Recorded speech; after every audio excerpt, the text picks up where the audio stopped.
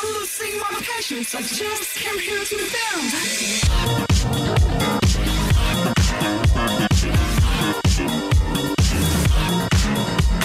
Je suis Michel Marimaudet, donc je suis le cofondateur de la société Linagora. Alors, je suis accompagné de pas mal de monde. Bon, ils sont déjà planqués. Bon, je vous les présenterai tout à l'heure quand ils seront de retour. On est très heureux d'être parmi vous cet après-midi. Je crois qu'on a, je sais plus, 1h30, c'est ça? Vous me confirmez? Je sais plus. Hein. Non, bon. Ce que j'ai prévu, c'est de vous faire en fait une petite présentation de la société, puis ensuite, je laisserai parler mes collègues qui sont plutôt des porteurs de produits chez nous, et je vais vous expliquer comment on est organisé. Et puis, je crois qu'on nous avait demandé, Virginie nous avait dit en fait de faire un petit rappel sur les business models en fait de l'open source, puisque nous, en fait, on est un éditeur de logiciels mais open source. Donc, je vais vous expliquer en fait comment, qu'est-ce qu'on fait, qu'est-ce qu'on développe, comment c'est structuré et comment on gagne un peu d'argent, puisque peut-être une question qui vous intéresse, c'est de savoir comment on fait de l'argent avec quelque chose qui est open source au début. Voilà. Alors juste peut-être, je vais demander là en fait à mes collègues là, comme ça, je vous présente maintenant. Voilà, donc alors, je vous présente donc Ludovic Chour. Alors, qui a la particularité, vous allez voir, c'est notre juriste, mais en fait, c'est un vrai geek. C'est un juriste en fait qui manipule le Git comme il manipule en fait le code du travail. Donc, c'est en fait, c'est le seul. On a été le chercher loin, mais donc, il vous expliquera un petit peu le sujet des licences et puis des modèles économiques. Mais voilà, Ludovic est très intéressant parce que c'est un juriste qui est capable de lire du code et donc parfois, en fait, sur les droits de paternité, sur les licences, c'est quand même très important. Ensuite, j'ai Frédéric Martin qui interviendra tout à l'heure, qui est en fait notre product manager sur un produit qu'on développe qui s'appelle Linshare, une sorte de Dropbox open source. Il vous en dira un peu plus tout à l'heure. Et puis Michael Bailly, qui est le patron chez nous en fait d'un des projets les plus importants de la société, qui est OpenPass. Donc il vous en dira aussi quelques mots. Après donc il y a Slim. Bon, à mon avis vous le connaissez, non? Tout le monde te connaît ou pas? Voilà, donc il est en stage chez nous, donc j'espère en fait c'est un peu grâce à lui qu'on est avec vous aujourd'hui. Donc j'espère qu'il vous a dit beaucoup de bien de nous. Autrement, on se chargera de lui rappeler. Et puis donc il y a Olivier donc qui chez nous en fait est chef de projet et qui est mon bras droit. Donc c'est lui qui a le rôle le plus dur de la boîte, de bosser avec moi. Et puis on est quand même venu parce qu'il y a quand même des filles dans notre société, il y en a quelques-unes, il y en a pas beaucoup mais il y en a quelques-unes. Donc Laura et Valérie qui sont avec nous. Merci à elles en fait d'avoir organisé tout ça. Puisque promis, je crois qu'après il y a un apéro. Bon voilà, c'est parfait. Bon, donc le plus important est assuré. Voilà. Allez, donc je vous propose de débuter. Alors, avant de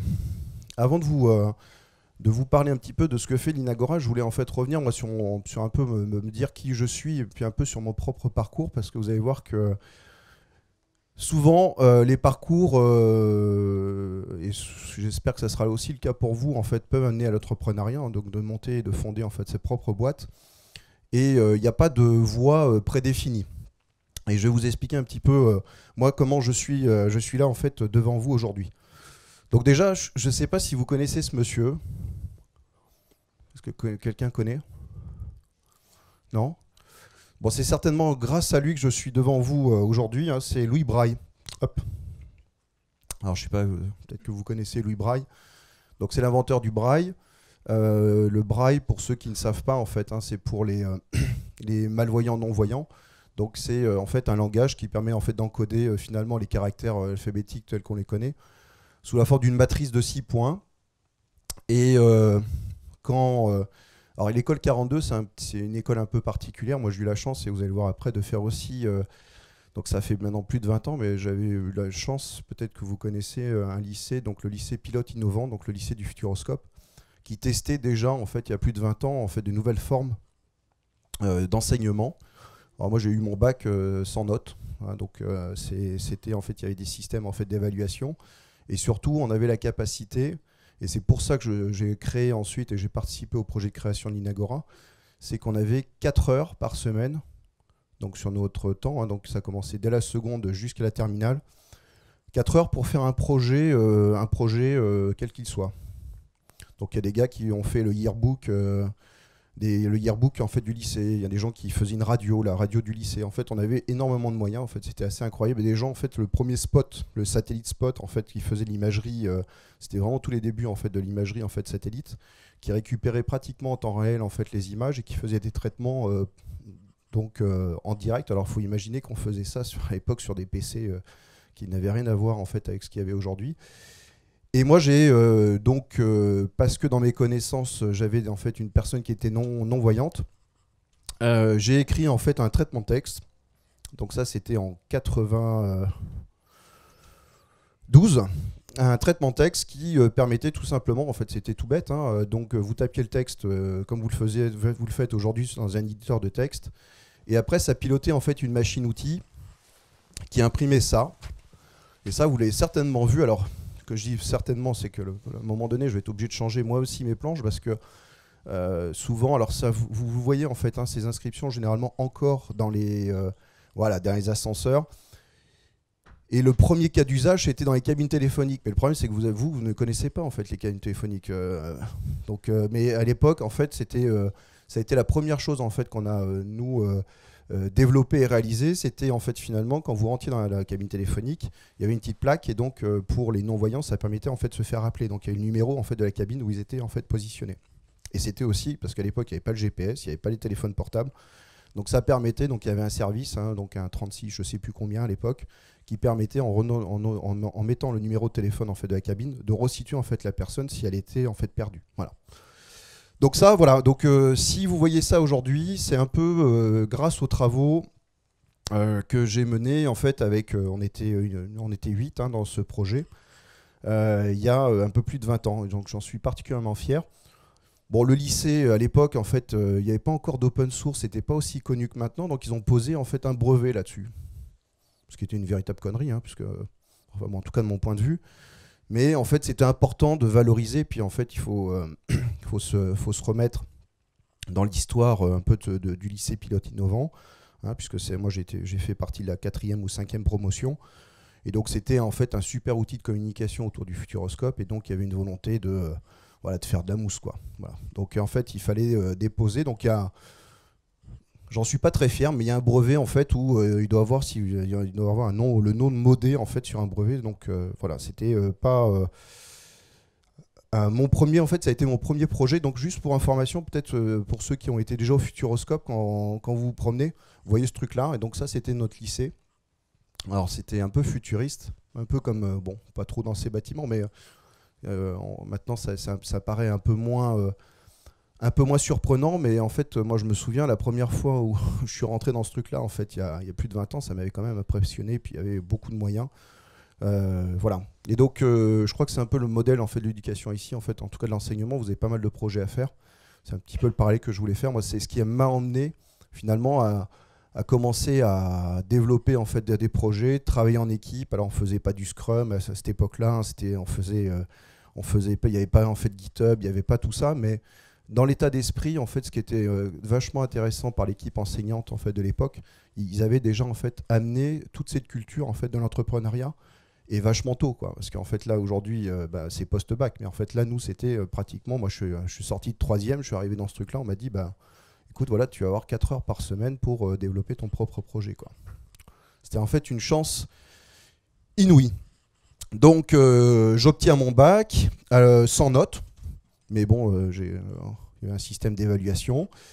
Et puis donc je rentre en prépa. Et à côté de l'informatique, qui était une passion depuis tout le temps, j'avais une autre passion qui était l'aéronautique. Et alors donc du coup, vous voyez que vraiment les parcours peuvent être différenciés. C'est que j'ai réussi donc le concours d'entrée en fait donc dans l'armée de l'air, et je suis rentré comme élève pilote en fait dans l'armée de l'air. Donc ça, c'était en 95. Dites-moi, il y a des gens qui sont nés avant 95 ou pas? Ouais. Ok.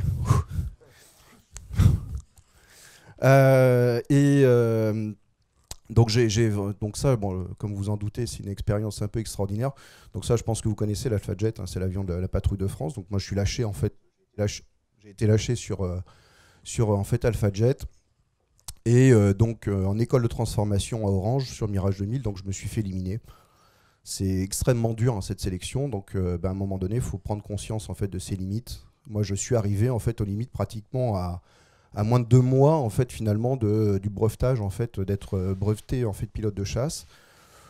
Bon, donc ça m'a occupé pendant pratiquement 2 ans. Et puis pendant 2 ans, en fait, quand vous volez dans ces machines-là, et puis en fait, vous êtes payé. Vous faites, quand vous n'êtes pas en vol, vous faites du sport. Vous êtes sur la base aérienne, donc vous dépensez pas votre argent et ainsi de suite. Donc quand vous sortez, quand on vous annonce du jour au lendemain que vous n'allez plus voler et qu'on vous dit vous avez deux choix, soit vous retournez à la vie civile. Donc moi j'avais fait juste ma maths sup, donc j'avais pas fait en fait ma deuxième année et ma troisième année. Donc j'avais soit en fait le choix de retourner dans l'université, c'était un choix, soit en fait ils m'ont proposé de rester dans l'armée de l'air. Et ils m'ont donné en fait plusieurs choix en fait de reconversion. Et j'ai rebouclé, donc ça c'était en 98. J'ai dit écoutez, moi je sais faire de l'informatique. Je pense que je peux apporter des choses en fait dans l'armée de l'air en fait en informatique. Voilà, donc ça c'est un bon souvenir en fait. C'est quand même pour ceux à l'apéro là, peut-être que si ça donne des vocations, je peux quand même vous dire par où il faut passer, qu'est-ce qu'il faut faire, mais ça reste en fait des souvenirs en fait inoubliables. Alors vous aurez la chance certainement parce que maintenant ça devient presque accessible de faire en fait un vol d'1 heure sur. Il y a pas mal de gens qui proposent ça maintenant, mais c'est vrai que c'est tout à fait magique. Bon, ce que j'ai appris en fait là-dessus, c'est dans mon parcours d'entrepreneur. Ensuite, c'est que quand vous êtes au manche là de ces machines-là, il n'y a pas le droit à l'erreur. Ce qui est tout à fait différent en fait quand vous faites des projets et l'entrepreneuriat. Aujourd'hui, et ça je pense que c'est bien, il faut moi je vous engage donc à déjà venir faire des stages chez nous, ça on va vous en parler, mais après en fait c'est de vous lancer. Moi vraiment et si ça réussit pas, c'est pas grave. Chaque en fait si vous plantez votre premier projet d'entrepreneuriat, vous y gagnerez en fait en expérience, vous allez forcément rencontrer des personnes, vous allez acquérir de l'expérience, et ça c'est toujours du plus pour relancer ou apporter ses compétences en fait à une autre entreprise. Bon, quand on est en fait dans ce genre de machine, on n'a pas le droit à l'erreur, puisque tout va vite, mais ça rappelle toujours, enfin c'est toujours intéressant. On travaille beaucoup sur soi en fait quand on est au pilote de ces machines. Donc en 98, j'avance, donc je fais de l'informatique et assez tôt, donc moi j'avais fait de l'Unix avant de rentrer dans l'armée de l'air. Donc il y a un truc qui commence à apparaître. Alors 91 bien sûr Linux pour ceux qui connaissent, mais on commence à en entendre parler un peu en entreprise parce que Red Hat, que vous connaissez, ça arrive en 95. Donc voilà, on commence à entendre parler de Linux aussi en entreprise. Et donc en 98, moi, l'état-major me demande finalement de réfléchir. Il me confie une étude de dire, on entend parler de logiciel libre, d'open source, on n'y comprend rien. Qu'est-ce que ça va avoir d'impact en fait finalement sur les systèmes d'information du ministère? Alors donc ma première partie d'études ça a été centrée plutôt sur l'armée de l'air, et la deuxième partie ça a été vraiment en interarmes, puisqu'en fait il n'y avait pas grand monde qui faisait du logiciel libre à l'époque, et donc moi je suis sorti un peu du lot, et puis on m'a dit ok, tu as fait l'étude pour l'armée de l'air, on a à peu près compris, tu vas aller voir l'armée de terre, la marine, et puis tu vas faire la même chose pour eux. Donc en fait ça m'a permis de connaître pas mal de monde assez rapidement au niveau des armées, et je me suis intéressé au marché, j'ai commencé à connaître en fait les technos, on a fait pas mal de POC, donc en 98, on avait installé en fait des annuaires OpenLDAP, enfin des choses comme ça, donc ça paraît effectivement maintenant naturel, mais en fait à l'époque c'était en fait suffisamment disruptif pour qu'il y ait un intérêt. Alors ce qui est bien, c'est que quand vous êtes militaire, ça vous donne beaucoup de temps libre. Parce que moi, tout ce qu'on me demandait de faire, on me disait bon, t'as 3 mois pour faire ça, alors que moi finalement j'en avais pour globalement entre 3 jours et 3 semaines, quoi. Donc ça donnait beaucoup de temps libre, et alors donc ça m'a permis au-delà en fait de ce que je faisais professionnellement, aussi de réfléchir en fait à qu'est-ce que ça allait l'open source, au-delà en fait de ce que ça allait apporter pour le ministère, mais qu'est-ce que ça allait en fait changer en fait au niveau du marché. Bon, et alors donc du coup, alors là il faut imaginer un monde où il n'y a pas Google. Enfin, il y a un Internet sans Google. Et donc, je commence en fait dès 97, puisque j'avais commencé en fait entre 97 et 98. À chaque fois que je tombais par hasard, parce qu'à l'époque, en fait, il y avait des moteurs de recherche, mais ils étaient beaucoup, beaucoup, beaucoup moins bien, enfin, moins performants que ceux qu'on a actuellement. Donc, à chaque fois que je trouvais en fait une ressource intéressante sur Internet, bah, c'est simple, j'avais créé une page simple où je copiais-collais le lien dedans. Et c'est devenu en fait au fur et à mesure un annuaire. Donc ça a été un site, bon j'ai plus le nom de domaine à l'époque, mais c'était linux-doc.org en 97. Et ce site n'avait que de vocation d'être un pense-bête pour moi, c'est-à-dire en fait ça a listé en fait tous les liens et puis donc c'était classé réseau, LDAP, PHP et donc je mettais des liens. Et donc ça a commencé comme ça en fait à être connu. Pour ceux qui lisent en fait la presse spécialisée, les Linux Mag, Linux Pratique, ben, moi en fait si vous prenez si vous prenez les Linux pratiques d'avant 2000, alors c'est vrai qu'il faut les retrouver, mais bah, c'est là où vous allez trouver des articles que j'ai écrits, puisque après une fois que j'ai commencé à créer l'Inagora, ben, en fait j'ai plus le temps en fait de faire ce travail-là, mais si vous trouvez des Linux Mag et puis des Linux pratiques de 99, 80, 2000, bah, vous trouverez des articles, mais qui étaient en fait des trucs très simples, hein, qui vous paraissent aujourd'hui, comment dire, cool, mais en fait à l'époque, encore une fois, vous ne pouviez pas taper en fait dans un moteur de recherche PHP, LDAP, connexion, et puis donc non, bah, là, l'idée c'était de publier du code, et puis donc typiquement j'avais fait une classe en fait en PHP qui permettait d'accéder en fait à OpenLDAP, donc des choses extrêmement simples, mais qui à l'époque étaient tout simplement vachement enrichissants pour les gens qui s'intéressaient à ça. Voilà. Et donc du coup, en parallèle de ça, il y a Alexandre Zapolski, donc, qui est notre président et mon associé. Peut-être qu'il sera là, je ne sais pas en fait. Je ne suis pas sûr qu'il puisse passer. Il a essayé, je pense qu'il viendra vers 17h ou 17h30. Qui lui en fait est en train de finir ses études donc à l'INT, donc à l'Institut National des Télécoms, qui est devenu maintenant Télécom Sud Paris. Qui fait lui la filière en fait, puisque TSP en fait il y a une filière ingénieur, il y a une filière en fait management, donc lui il fait les filières management. Et dans le même temps, lui en 99, donc il réfléchit à, alors là aussi ça peut vous faire sourire aujourd'hui, mais en fait il n'y avait pas d'incubateur à cette époque-là dans les grandes écoles. Et en fait ça a été un des premiers étudiants de dire bah moi je vais fonder une boîte. Et lui dit à l'époque, là aussi, il faut se imaginer en fait maintenant, il y a pratiquement 20 ans. Donc il dit je vais créer en fait un ISP gratuit, donc un fournisseur d'accès. Donc c'est bien, on est dans la bonne maison pour parler de ça, mais un peu un modèle à la Free, mais en fait en 99, où donc il dit je vais monter un ISP gratuit. Et donc c'est comme ça Alexandre commence à s'intéresser au logiciel libre, parce que pour avoir des coûts très faibles. C'était pas question de commencer à acheter des licences à IBM, à Oracle, de logiciels pour un truc en fait qu'il voulait développer de façon gratuite. Il s'intéresse comme ça au logiciel libre. Et donc, quand on nous pose aujourd'hui la question de comment on s'est rencontré avec Alexandre, on s'est rencontré un peu sur Internet, donc un peu à la mythique, hein, parce que du coup, il a cherché sur Internet des liens et puis en fait les trucs sur les technos en fait open source, et est tombé sur mon site. Et simplement, il m'a écrit, il m'a dit écoute, moi je suis en train de regarder l'open source, je suis en train de faire ça, je suis en train de faire mon stage de fin d'études, ok, viens me voir. Bon, et donc à cette époque-là, moi j'étais à Bretigny, puis l'INT, pour ceux qui le savent, c'est en fait à Évry, donc finalement on s'est trouvé à moins de 10 bornes en fait, donc c'était toujours la magie d'Internet déjà à l'époque. Donc je vais le voir. Alors moi j'étais militaire à l'époque, hein. Donc j'avais les cheveux comme aujourd'hui, ça tombe bien. Comme je suis passé sous la tondeuse ce week-end, c'est à peu près le même style. Bon, j'ai pris 25 kilos de plus, mais à l'époque. Donc j'arrive à l'INT, donc je ne sais pas si vous connaissez le campus. Et alors donc il n'y avait pas d'incubateur. Et alors lui, il avait été assez gonflé, il pourra vous le raconter, mais donc la maison du directeur en fait de l'école n'était pas occupée. Et donc un week-end, il connaissait en fait le gardien. Et donc il a décrété en fait un week-end que la maison du directeur est devenue un incubateur de l'école. Et donc si aujourd'hui vous allez en fait à Télécom Sud Paris, l'INT, enfin le Télécom Sud Paris, l'incubateur, c'est toujours en fait anciennement, donc ils l'ont réhabilité, mais c'est l'ancienne maison du directeur. Alors, Moi, je suis arrivé là-dedans, donc c'était encore aménagé comme une maison.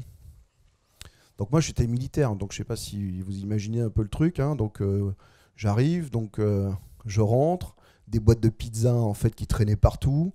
À l'époque, on buvait ils buvaient beaucoup de ricoré, donc il y avait un mur couvert de boîtes de ricoré.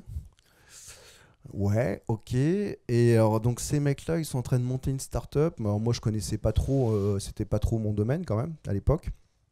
Et puis donc avec Alex, on commence à discuter. Et puis voilà, donc toute l'histoire en fait se lance.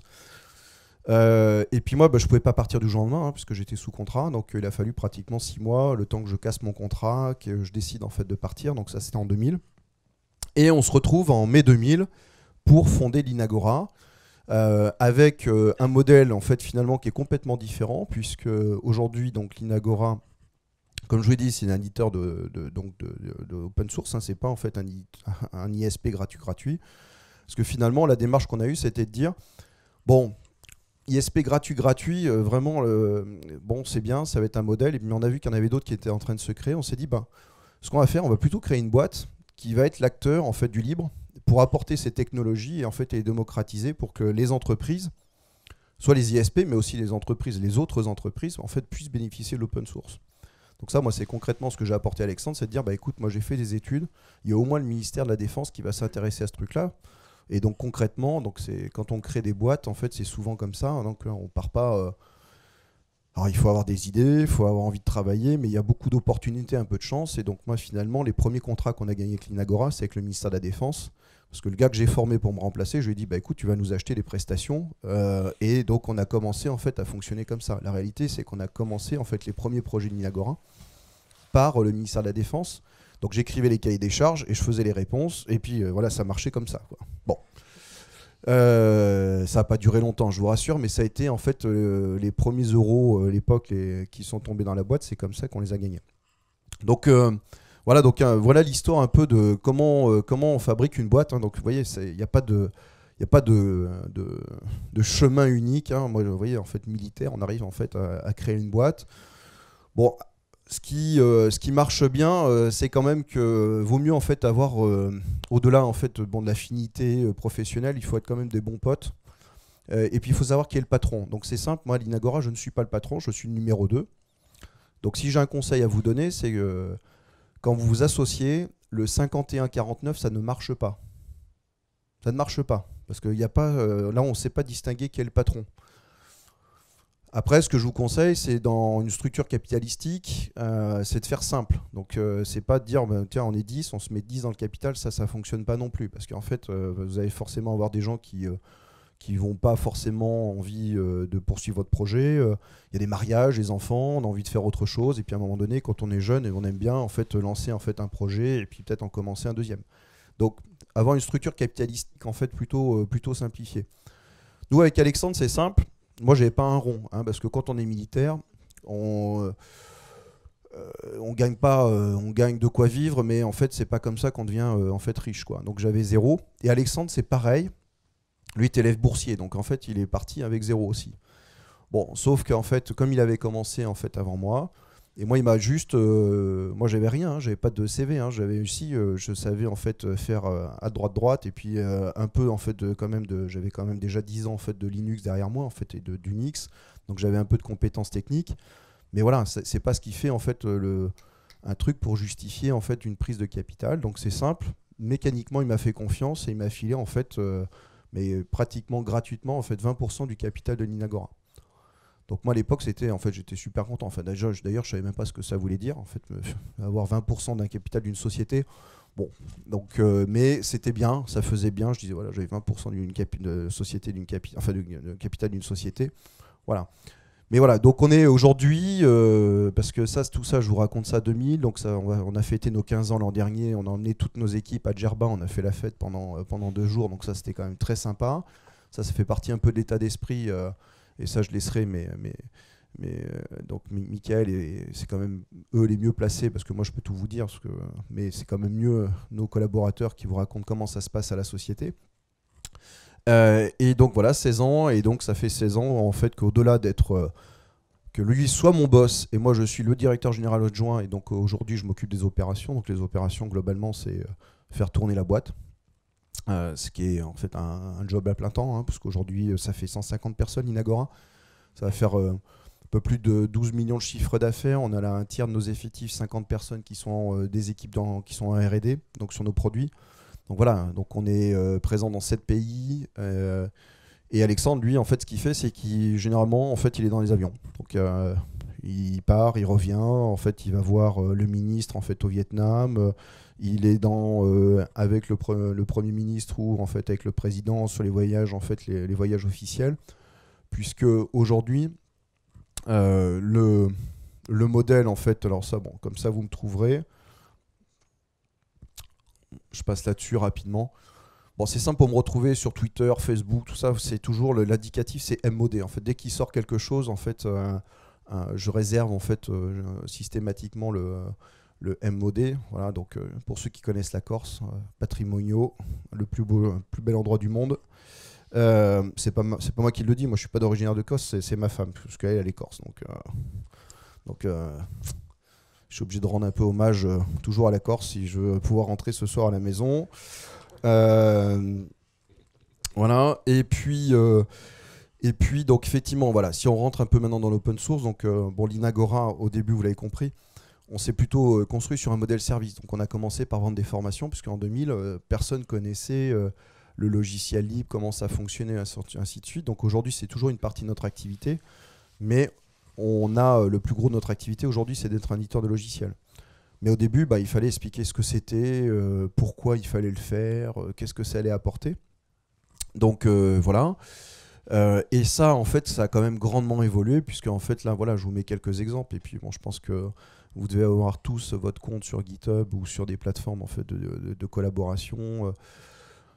Vous devez certainement faire du JavaScript, en fait du pied au plafond, faire en fait du Node.js, en fait tout ça.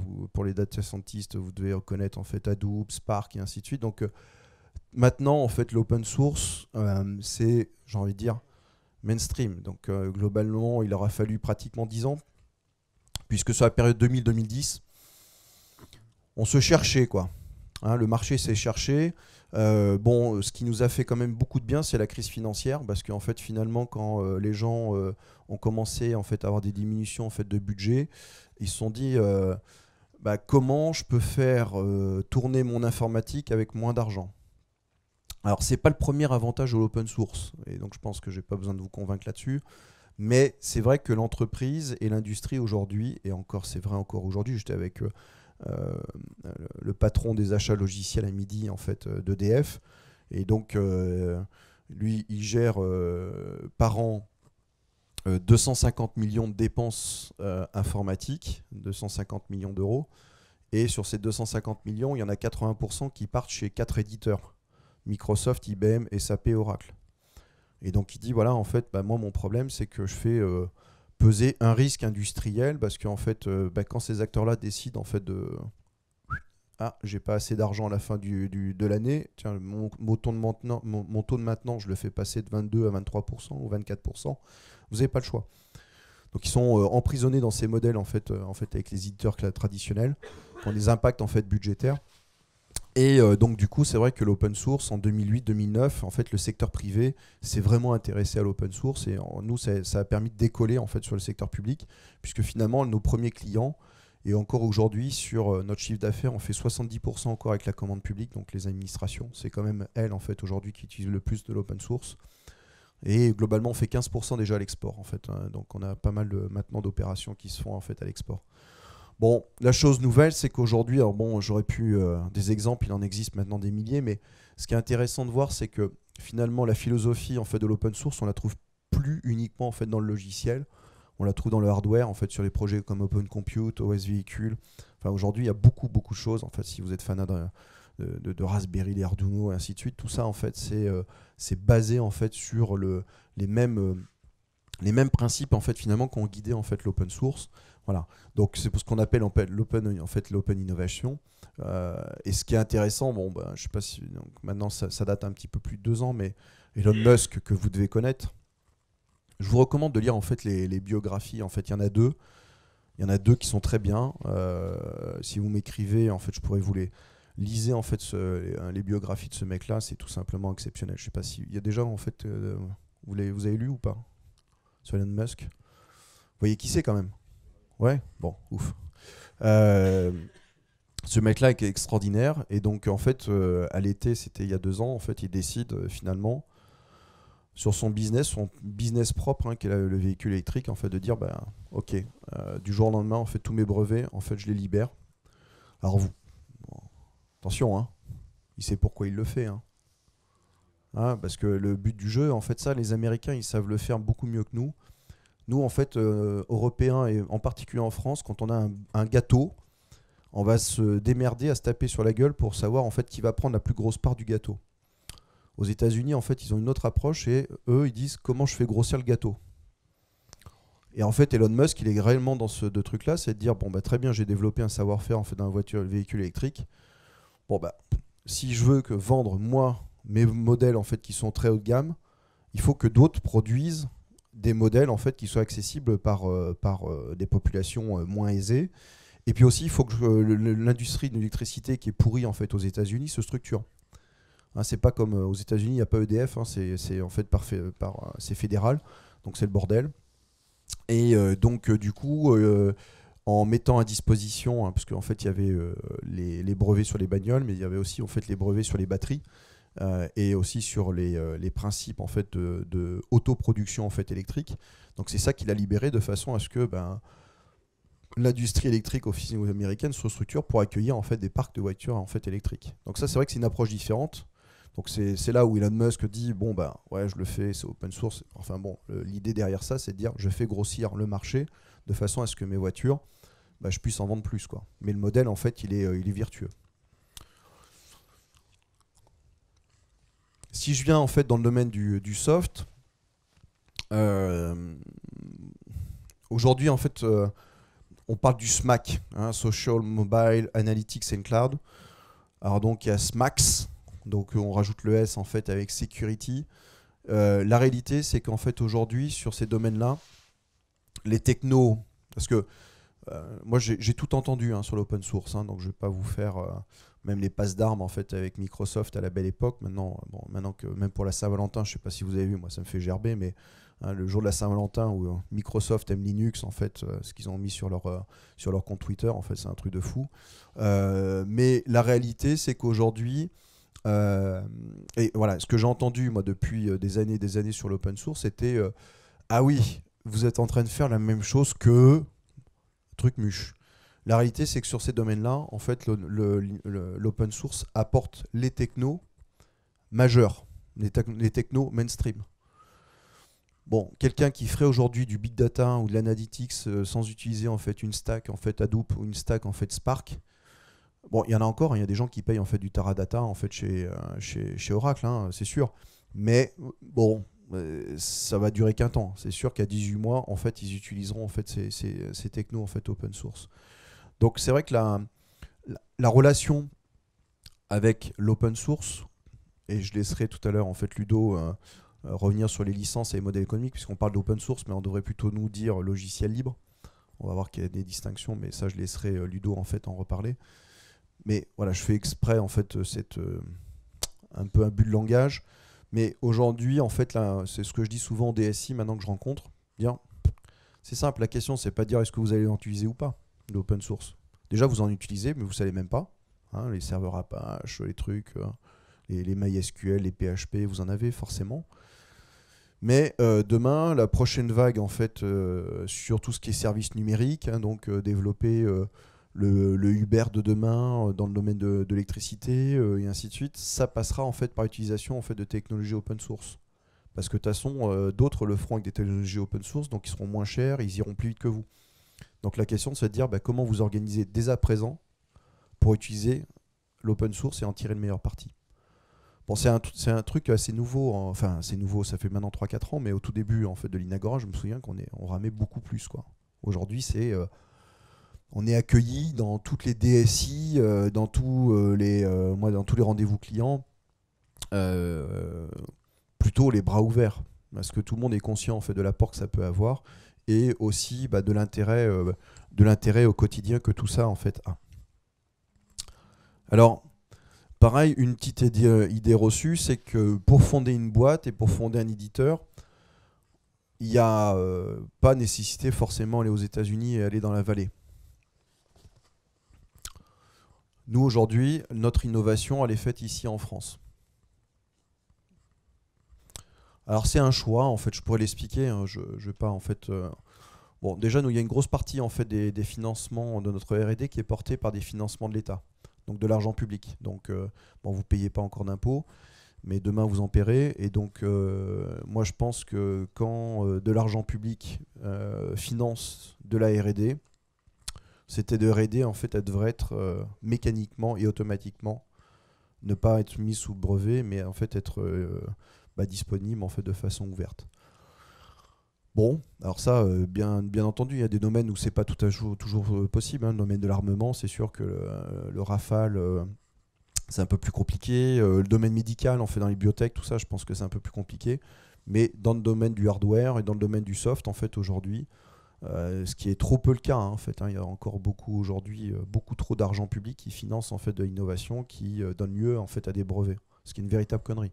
Ça, en fait, tant qu'on n'aura pas changé ça et qu'on n'aura pas fait évoluer les mentalités au niveau de nos institutions, qu'elles soient ici françaises ou européennes. D'ailleurs, en fait, l'Europe est un peu plus ouverte là-dessus. Mais moi, encore une fois, j'ai défendu un dossier pas plus tard que la semaine dernière. Et j'ai toujours la question de dire mais putain, mais votre techno, pourquoi en fait vous la mettez en open source quoi. Bon, c'est juste d'oublier qu'on s'appelle Inagora et que ça fait 15 ans qu'on fait ça, que ça fait 30 ans maintenant que je suis dans ce domaine-là. Voilà, donc bon. Donc voilà, donc on peut faire en fait encore des éditeurs et des éditeurs en fait forts en France. Moi, je vous engage bien sûr dans le cadre de vos études et puis d'aller vous balader effectivement. En Asie, à Hong Kong, bien sûr aux US, d'aller voir en fait tous ces pays-là qui sont bien sûr qui peuvent être des sources d'inspiration. Mais gardez bien en tête que pour fonder, il n'y a plus besoin en fait d'aller aux États-Unis. Il y a beaucoup d'exemples maintenant en France et en fait maintenant il y a des structures de financement, des relais qui permettent en fait de fonder en France. Bon, je dis ça maintenant, c'est vrai que nous quand on a commencé fin 99-2000, c'était un peu plus compliqué, quoi. Surtout qu'on avait zéro. Voilà, donc donc on a bon, les chiffres sont un peu vieux, mais c'est bien une cinquantaine aujourd'hui de personnes. Et puis donc, quand je dis 10, en fait, aujourd'hui, c'est presque 10 chez Michael, presque 10 en fait chez Frédéric. Au juridique, pas 10, hein, il n'y a pas besoin d'avoir trop de juristes chez nous, vu que c'est des casse-pieds. Mais voilà, on est en très forte croissance. Pourquoi ? Parce que en fait, ce qu'on a développé, vous allez le voir, en fait, on a vraiment un catalogue logiciel qui est assez important. Alors cette planche, elle est rigolote parce que ici, vous avez nos produits et puis ça vous permet de savoir qui on se bat, contre qui on se bat. Donc vous voyez, en fait, on se bat contre des gros. Alors c'est normal parce qu'en fait, nous, on travaille autour de la collaboration d'entreprise. Donc la collaboration d'entreprise, je suis pas sûr que vous utilisez encore tous des mails. Enfin, c'est peut-être plus votre premier canal en fait de communication, mais aujourd'hui encore dans les entreprises, en fait, on échange des mails. Il y a quand même bien sûr toutes les approches de messagerie instantanée comme les WhatsApp, les Slack et ainsi de suite qui sont en train de rentrer, mais aujourd'hui quand même 90% en fait des échanges en entreprise, même 95% des échanges se font encore par mail. Donc on a une solution en fait de messagerie en fait qui est OBM. On a une solution donc dont va vous parler Fred en fait, qui est en fait notre LeanShare, qui est l'équivalent de Dropbox en fait, ou SkyDrive ou Google Drive mais en open source. Voilà. On a donc dans le domaine de la gestion d'identité, donc on a une solution en fait LeanID qui permet de faire tout ce qui est fédération d'identité, de l'OAuth, de l'OpenID Connect, du SSO, donc tout ça en fait c'est sur LeanID. Et puis on a aussi une brique qui était pas très bien connue. Je sais pas si vous en faites dans vos cours, en tout ce qui est USB en fait. Bon, forcément vous faites du SOA, je suppose, encore un peu. Plus pour très longtemps, mais en fait on doit vous expliquer en fait ce qu'est une architecture SOA, une architecture de service. Maintenant on vous parle certainement plus de RESTful et de ce type d'architecture, mais encore une fois les ESB en fait aujourd'hui, les technologies pour faire l'intermédiation de services en entreprise sont des choses qui sont en train de réimmerger, puisqu'en fait c'était à l'époque vu pour simplement faire la transposition entre des mainframes et des systèmes Unix. Mais aujourd'hui, en fait, l'évolution des ESB, c'est de faire en sorte que les systèmes d'information traditionnels qu'en fait on a dans les entreprises, hein, parce que je vous rassure, hein, ce qu'on voit nous en entreprise, alors oui, on commence à avoir des services REST, on commence en fait à avoir du Node.js et ainsi de suite, plutôt sur la partie front, sur les nouveaux services. Mais vos données bancaires, vos données de santé, les données en fait des impôts, elles sont encore massivement aujourd'hui dans des bons silos tout pourris, qui sont soit sur des mainframes avec du COBOL et ainsi de suite. Donc, et malgré tout, quand vous consultez aujourd'hui votre relevé de compte sur votre téléphone portable, donc vous consultez avec une app en fait sur votre mobile, mais les calculs, les balances en fait qui sont faits quand vous faites des virements en fait entre banques, tout ça en fait ça reste en fait des batchs COBOL qui s'exécutent la nuit, quoi. Donc toute cette couche d'intermédiation en fait elle est portée en fait par les ESB. C'est pour ça que cette techno là en fait est très importante pour nous, une techno qu'on a rachetée en fait il y a 3 ans. Voilà, donc on se bat contre des gros comme vous voyez.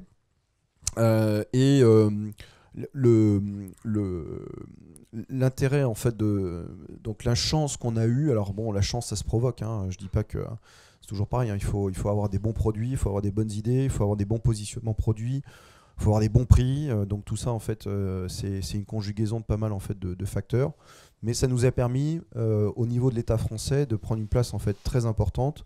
Globalement sur les ministères, alors maintenant, alors avec le remaniement je sais plus à combien de ministères, mais partons du principe qu'il y en avait 12 il y a encore pas très longtemps, on avait la moitié. Et en fait, donc on a la moitié des ministères en fait, qui sont sur OBM, donc notre solution de messagerie et d'agenda partagé.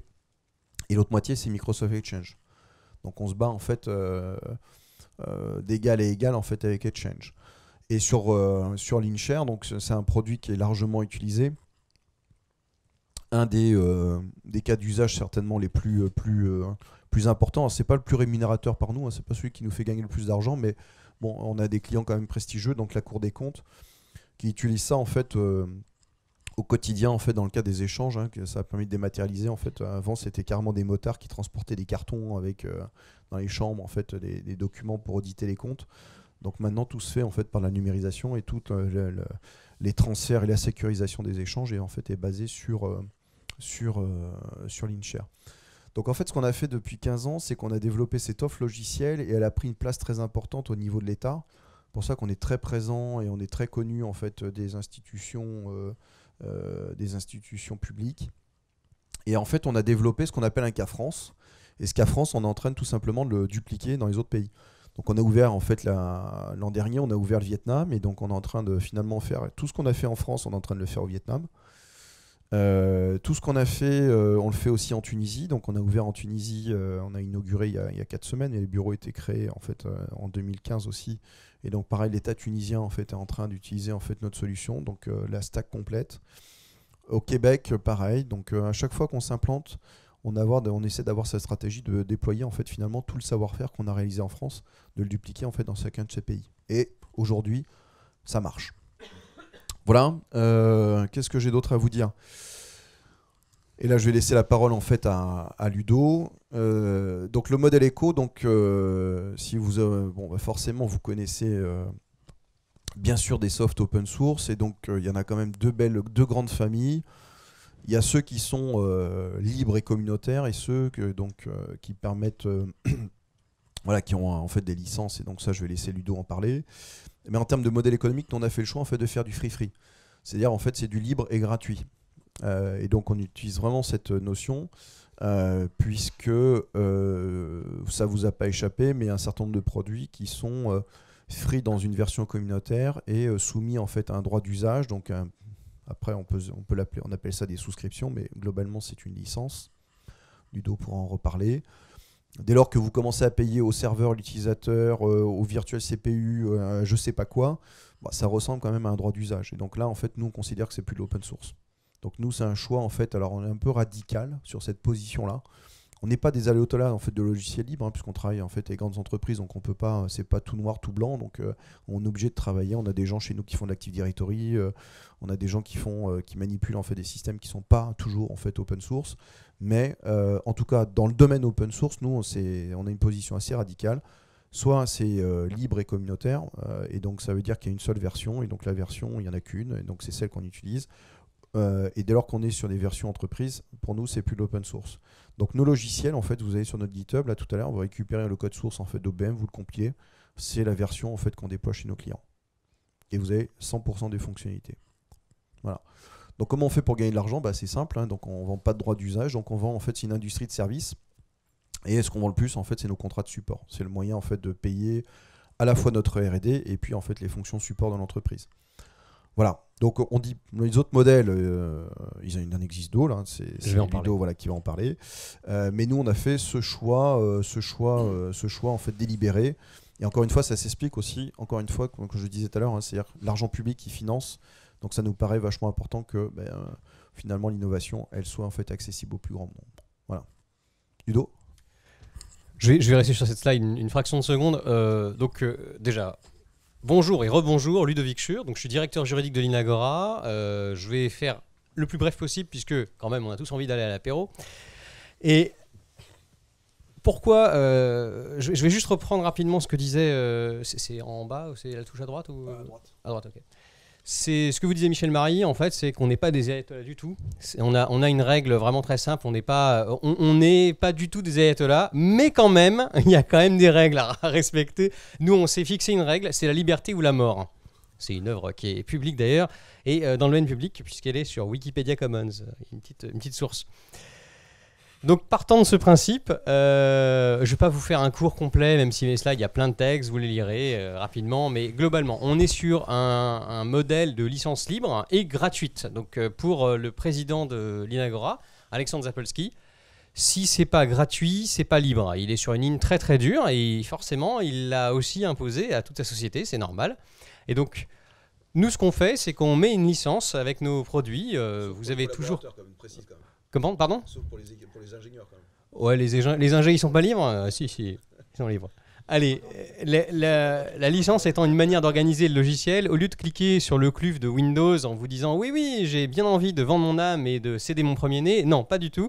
Ici, on clique effectivement sur un contrat éventuellement, mais on n'a que des droits ou quasiment que des droits avec quelques obligations de manière réciproque parce que nous croyons, mais vous en discuterez avec Frédéric Martin à l'apéro, nous pensons, en tout cas je pense, ainsi qu'Alexandre, on pense qu'en fait une liberté doit être pérenne et il faut non seulement la liberté, elle vient, ce sont des droits qu'on donne, d'utiliser le logiciel, d'avoir accès au code source, de modifier, adapter, trifouiller, bidouiller le logiciel et de redistribuer le logiciel soit à l'identique, soit avec des modifications, mais en plus, on considère qu'il devrait y avoir des obligations, à savoir donner aux autres ce qu'on a reçu soi-même. Parce que si on reçoit toujours, ou qu'on donne toujours, et qu'il n'y a jamais en réciproque quelque part, on ne reçoit jamais ce qu'on a donné soi-même, dans ce cas-là, il y a forcément quelqu'un qui est perdant quelque part. Et ça épuise, en réalité, à la fin, ça épuise la générosité. Alors que si, lorsqu'on reçoit, on reçoit en même temps le devoir de transmettre à son tour et de faire évoluer ce qu'on a reçu, à ce moment-là, ça pérennise cette liberté. Et c'est le type de licence qu'on a choisi. Et donc, dans le cas des obligations qu'on peut avoir, de ces obligations par rapport aux licences, je ne sais pas, encore une fois, vous pouvez lire vous-même, je suppose que vous savez lire. Donc, vous avez des licences qui sont ultra permissives, comme la What the Fuck Public License, qui vous dit que vous pouvez faire whatever the fuck you want with that code. C'est très simple. Alors, la licence est contraire au droit français, mais ça, je vais parce que normalement, on a toujours une obligation qui est quand même de garder la paternité de la personne. Il faut savoir qui a fait le code.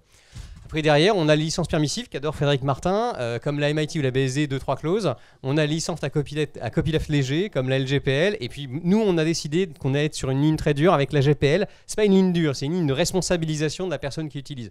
Donc, globalement, c'est quand vous redistribuez, au moment où vous redistribuez la licence, c'est là qu'arrivent les obligations. Et donc, si vous êtes sur une BSD, vous devrez laisser les mentions de copyright et le code que vous allez redistribuer, vous devrez le garder sous cette même licence, avec les modifications du code. Je parle vraiment du fichier source. Vous avez récupéré un fichier qui est sous MIT ou BSD, vous faites une modif dedans. Vous pouvez éventuellement ajouter votre copyright en expliquant que vous avez fait la modif dans le fichier. Vous pouvez expliquer en commentaire que oui, j'ai fait telle modif, telle particularité, mais le fichier lui-même, il reste sous BSD MIT. Vous ne pouvez pas changer la licence. Si vous faites ça, vous violez la licence. D'ailleurs, même Apple, que j'apprécie énormément, vous vous en doutez, même Apple respecte ce principe, puisque si vous prenez votre iPhone, et alors attendez, je regarde bien ceux qui vont sortir un iPhone. ça va très mal se passer. Si vous prenez votre iPhone et que vous regardez dans les paramètres, vous verrez qu'il y a la licence et le code source BSD, un lien vers l'accès au code source de BSD. Enfin, du petit noyau sous BSD, du XNU a priori, qui a été utilisé au cœur d'iOS. Donc il y a bien des briques, et même Apple, qui pourtant a mis une grosse couche propriétaire dégoûtante au-dessus de son noyau, comment, il n'y a pas de préjugés. Même Apple a décidé de respecter ça. Et pourtant, c'est une licence ultra permissive. Nous, on est sur une ligne où on responsabilise, c'est-à-dire que si Apple avait pris des briques que nous, l'Inagora, avons codées, à ce moment-là, il fallait aussi que tout le reste au-dessus soit également sous cette même licence. C'est de la Fiero GPL. Et comme c'est de la Fiero GPL, la redistribution, c'est y compris si on interagit à travers un réseau avec le logiciel. Ça veut dire qu'il suffit que vous interagissiez avec OBM en ligne, notre logiciel OBM de messagerie, ou LineShare en ligne, et vous avez en bas un petit lien, et puis vous cliquez, et puis vous avez accès à la licence et au code source. C'est-à-dire que ce que vous utilisez en SaaS, vous pouvez voir le code source, vous pouvez comprendre comment ça marche, et surtout vous pouvez vérifier qu'on ne fait pas n'importe quoi avec vos données. Et donc les modèles d'affaires, très rapidement, on peut valoriser quoi? Le logiciel, le matériel, le service, les données et la faculté de choix. Alors, Google va valoriser le logiciel pour les constructeurs. Ils vont vendre en fait leur couche Android et puis le constructeur va rajouter un petit truc. Google va valoriser les données, forcément. Quand Google vous valorise, en fait, vous êtes la marchandise. Donc, Google va valoriser les données de vos recherches, les données que vous stockez sur votre téléphone. Google va valoriser le service également, en vous proposant éventuellement des services premium. Même Google propose des services payants. Et évidemment, la faculté de choix, vous pouvez avoir plein de surcouches sur Android, vous pouvez vraiment customiser, c'est vraiment sympa. Apple va valoriser le matériel, le logiciel, le service et les données avec iOS, avec même Mac OS X. D'ailleurs, j'ai vu curieusement un étage avec plein de Mac, mais qu'est-ce que c'est? C'est du rebut, non? N'est-ce pas, hein? Alors, Red Hat va valoriser le service avec Red Hat Enterprise Linux. Donc, Red Hat va diffuser une distribution Linux complète qui est une distribution Linux complète, donc sous GPL v2. Ça veut également dire que vous pouvez évidemment prendre Red Hat Enterprise Linux, faire des copies, la modifier et faire ce que vous voulez avec.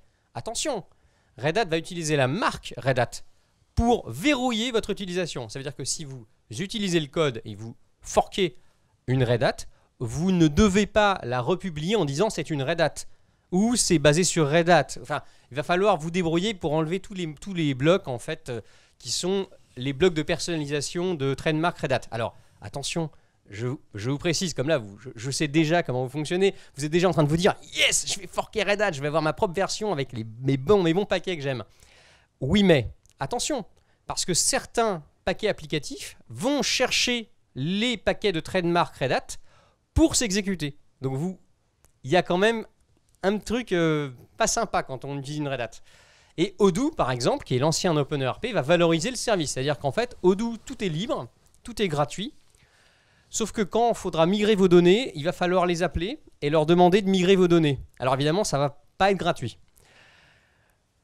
Le modèle d'affaires, votre modèle d'affaires, quand vous créez une société, ça va conditionner quels composants logiciels vous pouvez utiliser et quelle licence vous pouvez vous envisager. Par exemple, forcément, Apple ne va pas prendre un truc sous GPL. Ils sont dans une situation tellement verrouillée, ils veulent tellement contrôler leur matériel, leur logiciel, ils ne vont jamais reprendre une brique sous GPL, ou alors par erreur.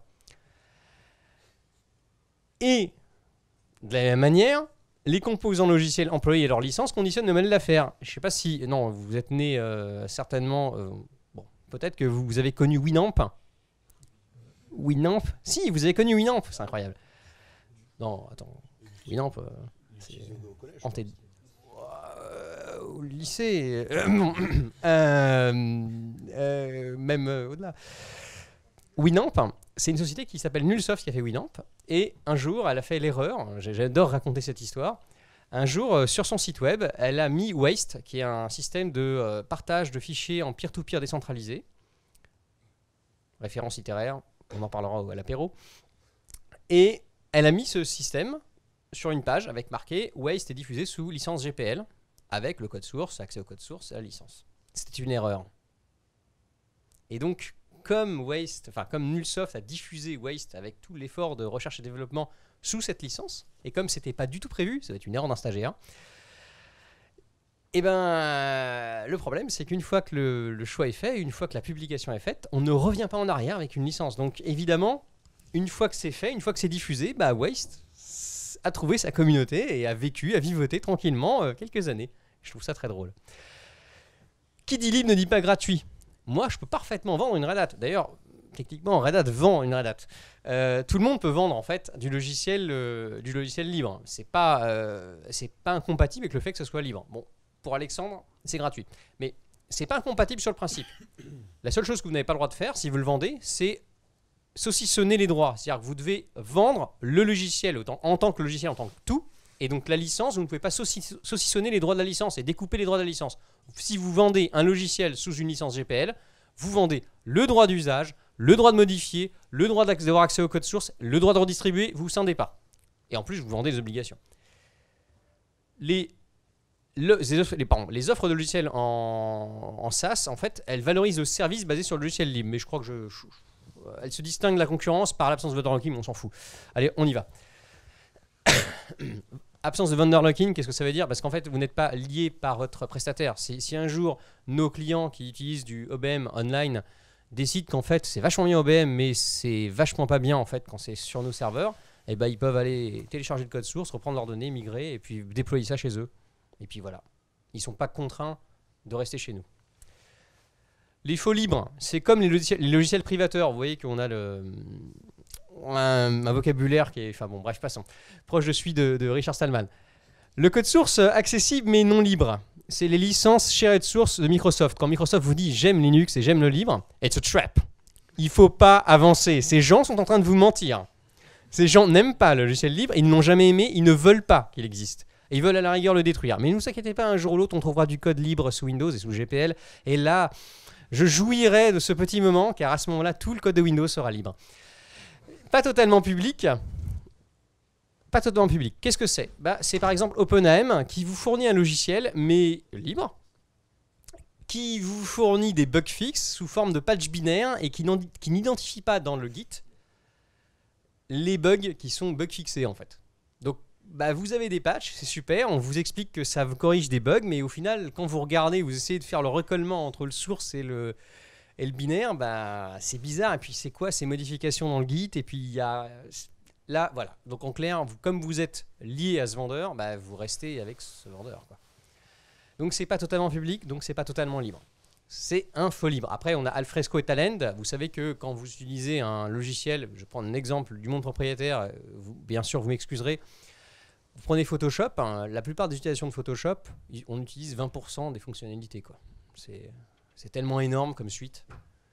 Et c'est très simple. Moi, j'ai un logiciel qui a des fonctionnalités un peu comme celle de Photoshop, qui est extrêmement, extrêmement avancé, très complexe. Je vais mettre les 20% des fonctionnalités les plus utilisées en propriétaire, et les 80% des trucs dont tout le monde se fout, je vais le mettre en libre. Et je vais dire, c'est libre. Ça, c'est du freemium ou de l'open core. Le cœur est libre, mais au final, ce dont vous aviez vraiment, vraiment besoin, c'est propriétaire, donc il va falloir m'appeler et m'acheter une licence. C'est le système Alfresco Talend.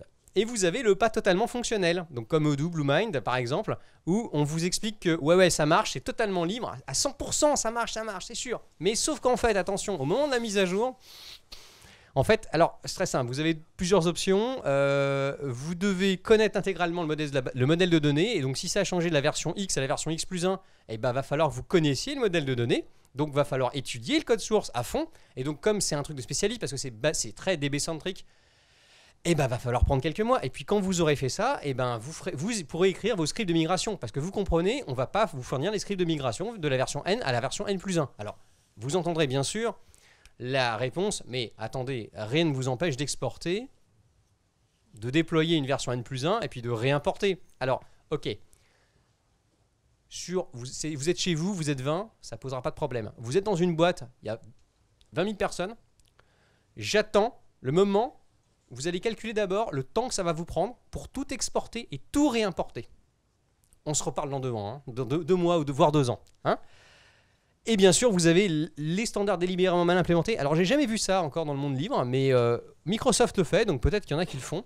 ça consiste à prendre un standard ouvert et à écrire l'implémentation avec les pieds, délibérément, en se bandant les yeux et en se disant ça va marcher, vous allez voir, ça marche très bien. Et effectivement, après, quand on essaie d'interopérer avec ces logiciels ou on échanger des données, il se trouve que, oh là là, c'est incroyable, hein.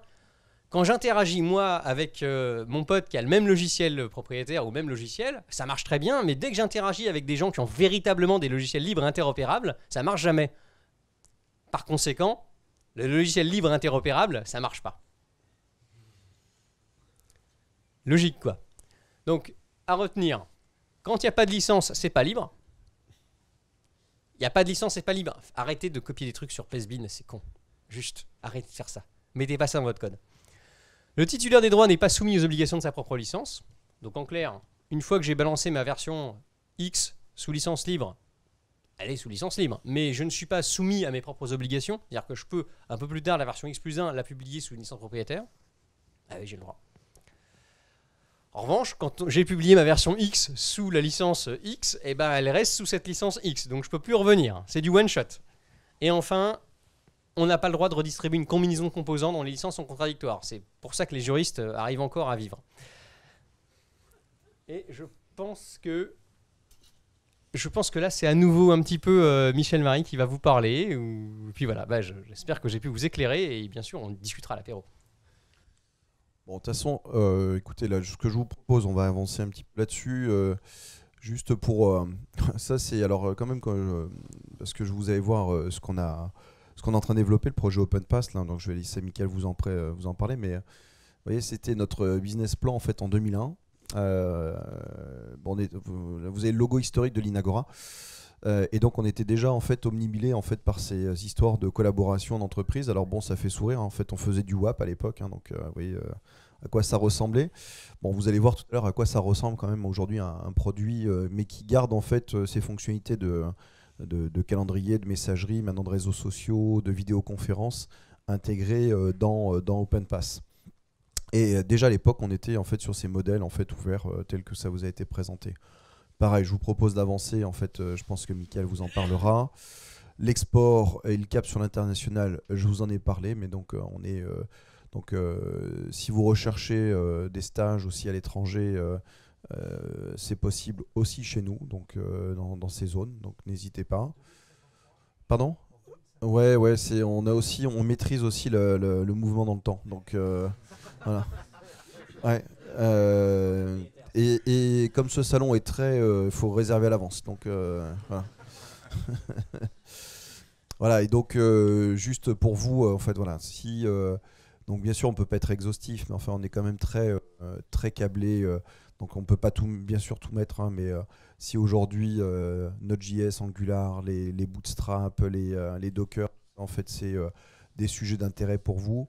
Bah nous c'est simple, c'est notre quotidien. On fait que ça en fait chez nous. Il y a encore un peu de Java bien entendu, hein, donc, mais ça, les projets de demain en fait sont tous construits sur ces technos-là. Voilà, je crois que c'est la dernière planche. Alors bon, j'ai mis quelques photos, mais en fait, je sais pas, Slim a vécu. Moi, j'ai au moins fait une soirée avec lui, puisqu'on a fini, on se caillait les couilles dehors, mais parce qu'en fait, on fait des soirées aussi l'hiver. On est assez fou pour faire ça, mais donc c'est un peu l'état d'esprit donc de notre société. Voilà, donc. Je vous laisse en fait entre les mains là maintenant de Fred et puis après de Mickaël pour vous expliquer ce qu'ils font. Puis ils vont vous parler un petit peu de ce qu'on recherche sur les stages et y compris en fait si vous voulez venir bosser chez nous. Et puis si vous avez la chance de nous rejoindre, vous participerez à tout ça aussi. Les Mergas Party, donc Alexandre le président avec Mickaël. Enfin vous voyez c'est quand même plutôt la bonne ambiance chez nous. Allez Fred, je crois que c'est à toi. Pardon ? Ah ouais. Ouais, très certainement, mais tu fais le stage chez Microsoft, puis après tu viendras voir chez nous. Tu viendras ouais, mais chez Microsoft, les merguez, elles sont pas libres.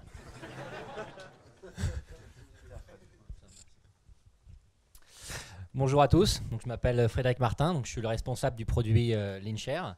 Je vais vous faire une petite présentation de Linshare, de son histoire rapide et de son futur surtout. C'est ce qui va nous intéresser aujourd'hui.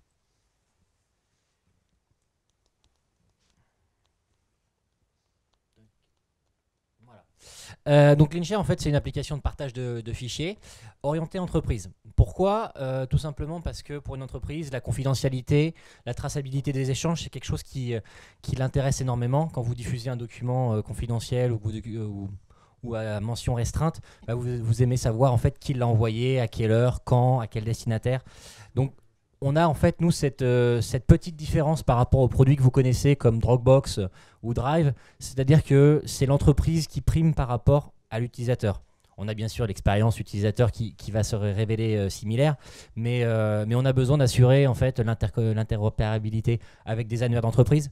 Parce que quand vous êtes tout seul sur Drive, bah, c'est pas très grave, vous connectez, vous mettez votre adresse mail et puis ça roule. Après, vous discutez avec vos collègues. Par contre, en entreprise, bah, vous avez besoin de provisionner parce qu'il y a peut-être 20 000, 30 000, 40 000 personnes qui vont pouvoir avoir accès à la solution.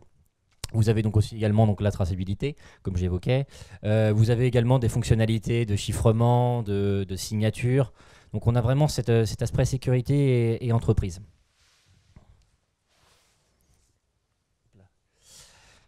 Donc Linshare, de la V1 à la V2. Tout simplement, Linshare, ça a été créé en 2008, donc un peu longtemps avant que j'arrive dans l'Inagora.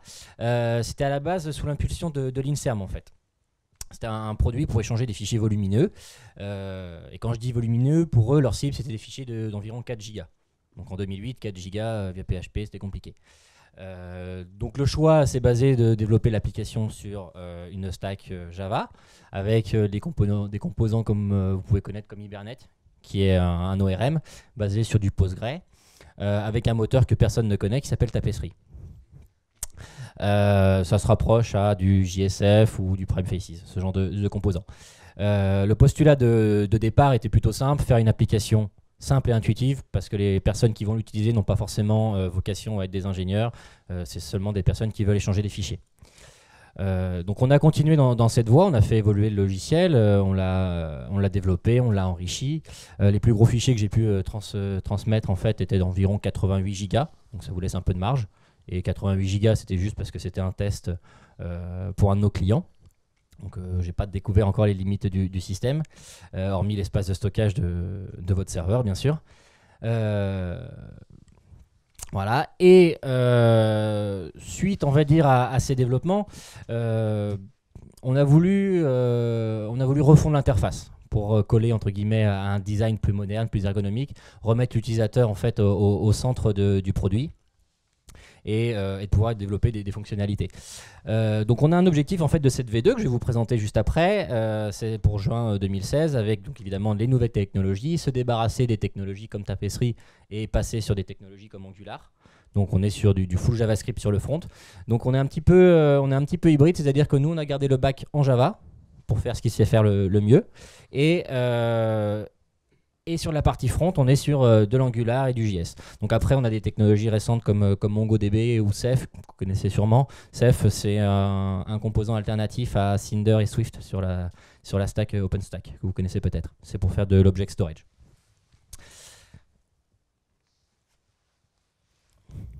Voilà. Donc là, l'accueil que vous voyez, en fait, c'est la version qui est en cours de développement. Donc elle est plutôt sobre. On reprend les designs connus comme Material Design au niveau du thème graphique.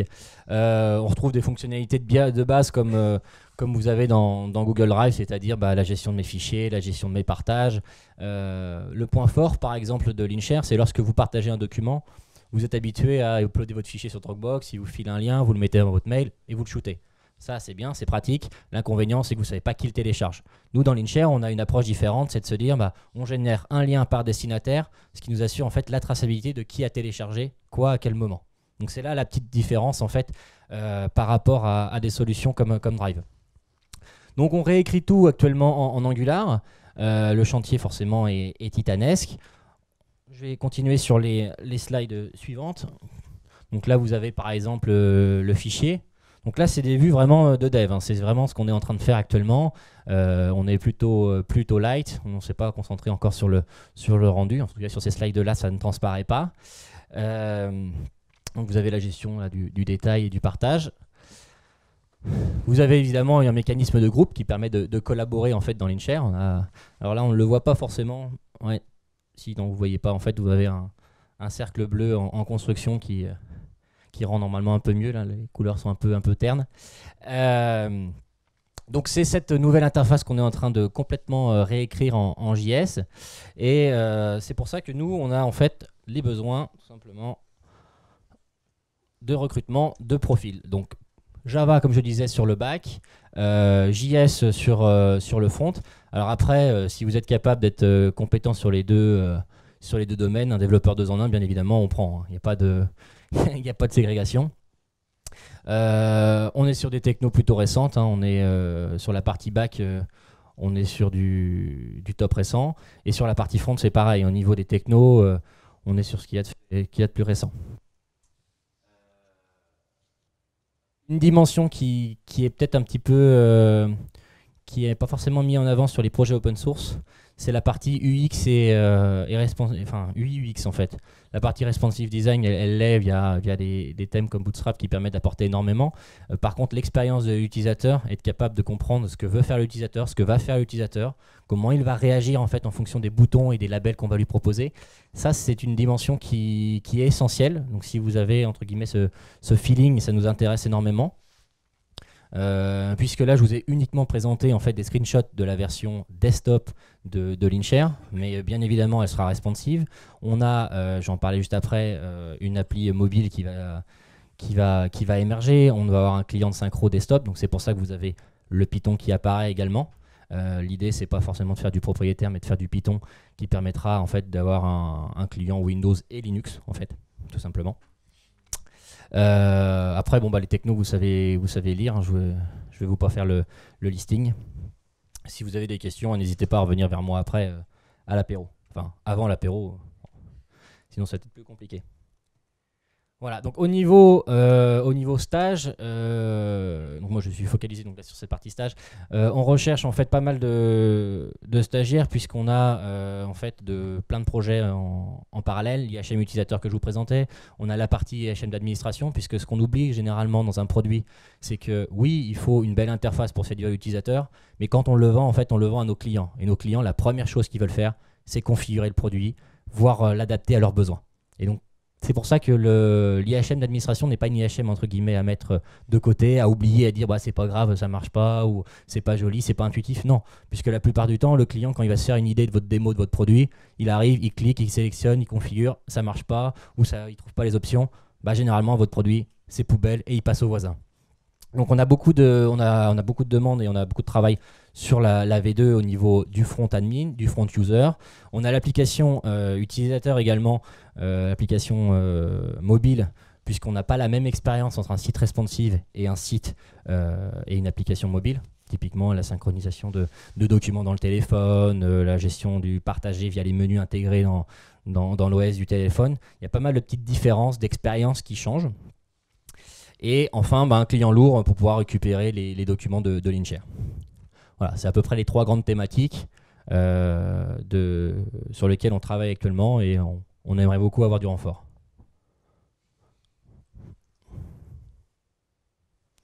Voilà, si vous avez des questions, n'hésitez pas à venir me voir après à l'apéro. Je vais laisser la voix plutôt à Michael.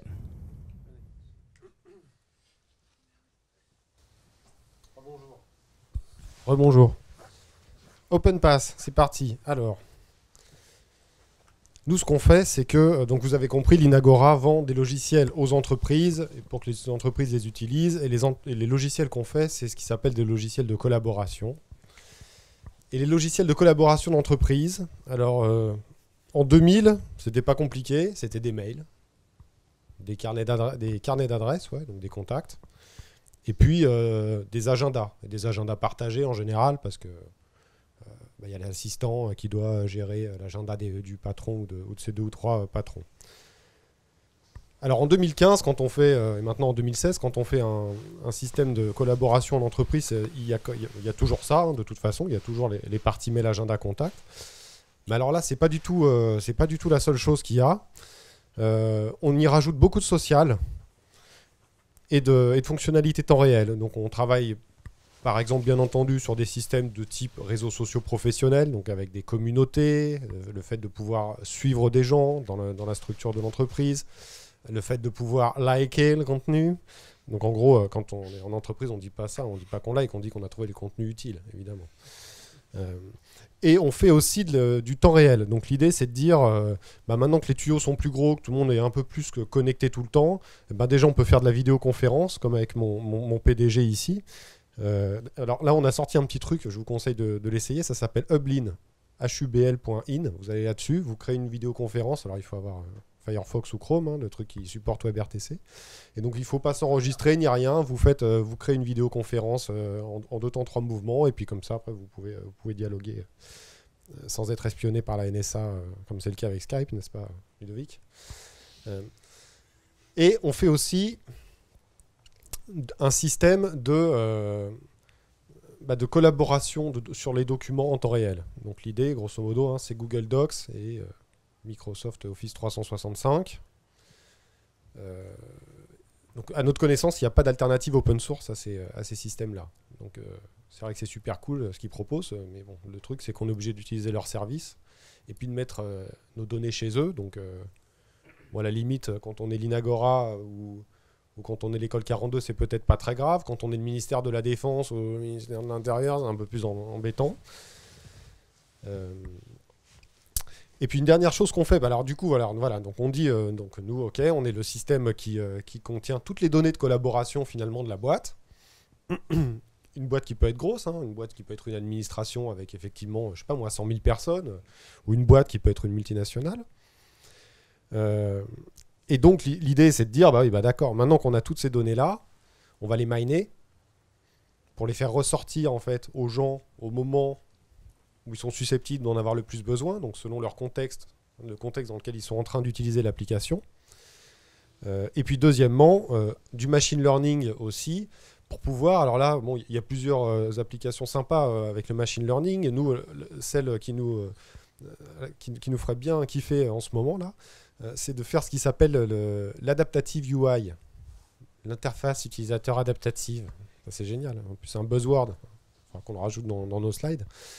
Et du coup, l'idée, c'est de dire quoi? C'est de dire, grosso modo, déjà, quand vous utilisez votre téléphone, quand vous voulez partager une photo, il vous propose des applications là.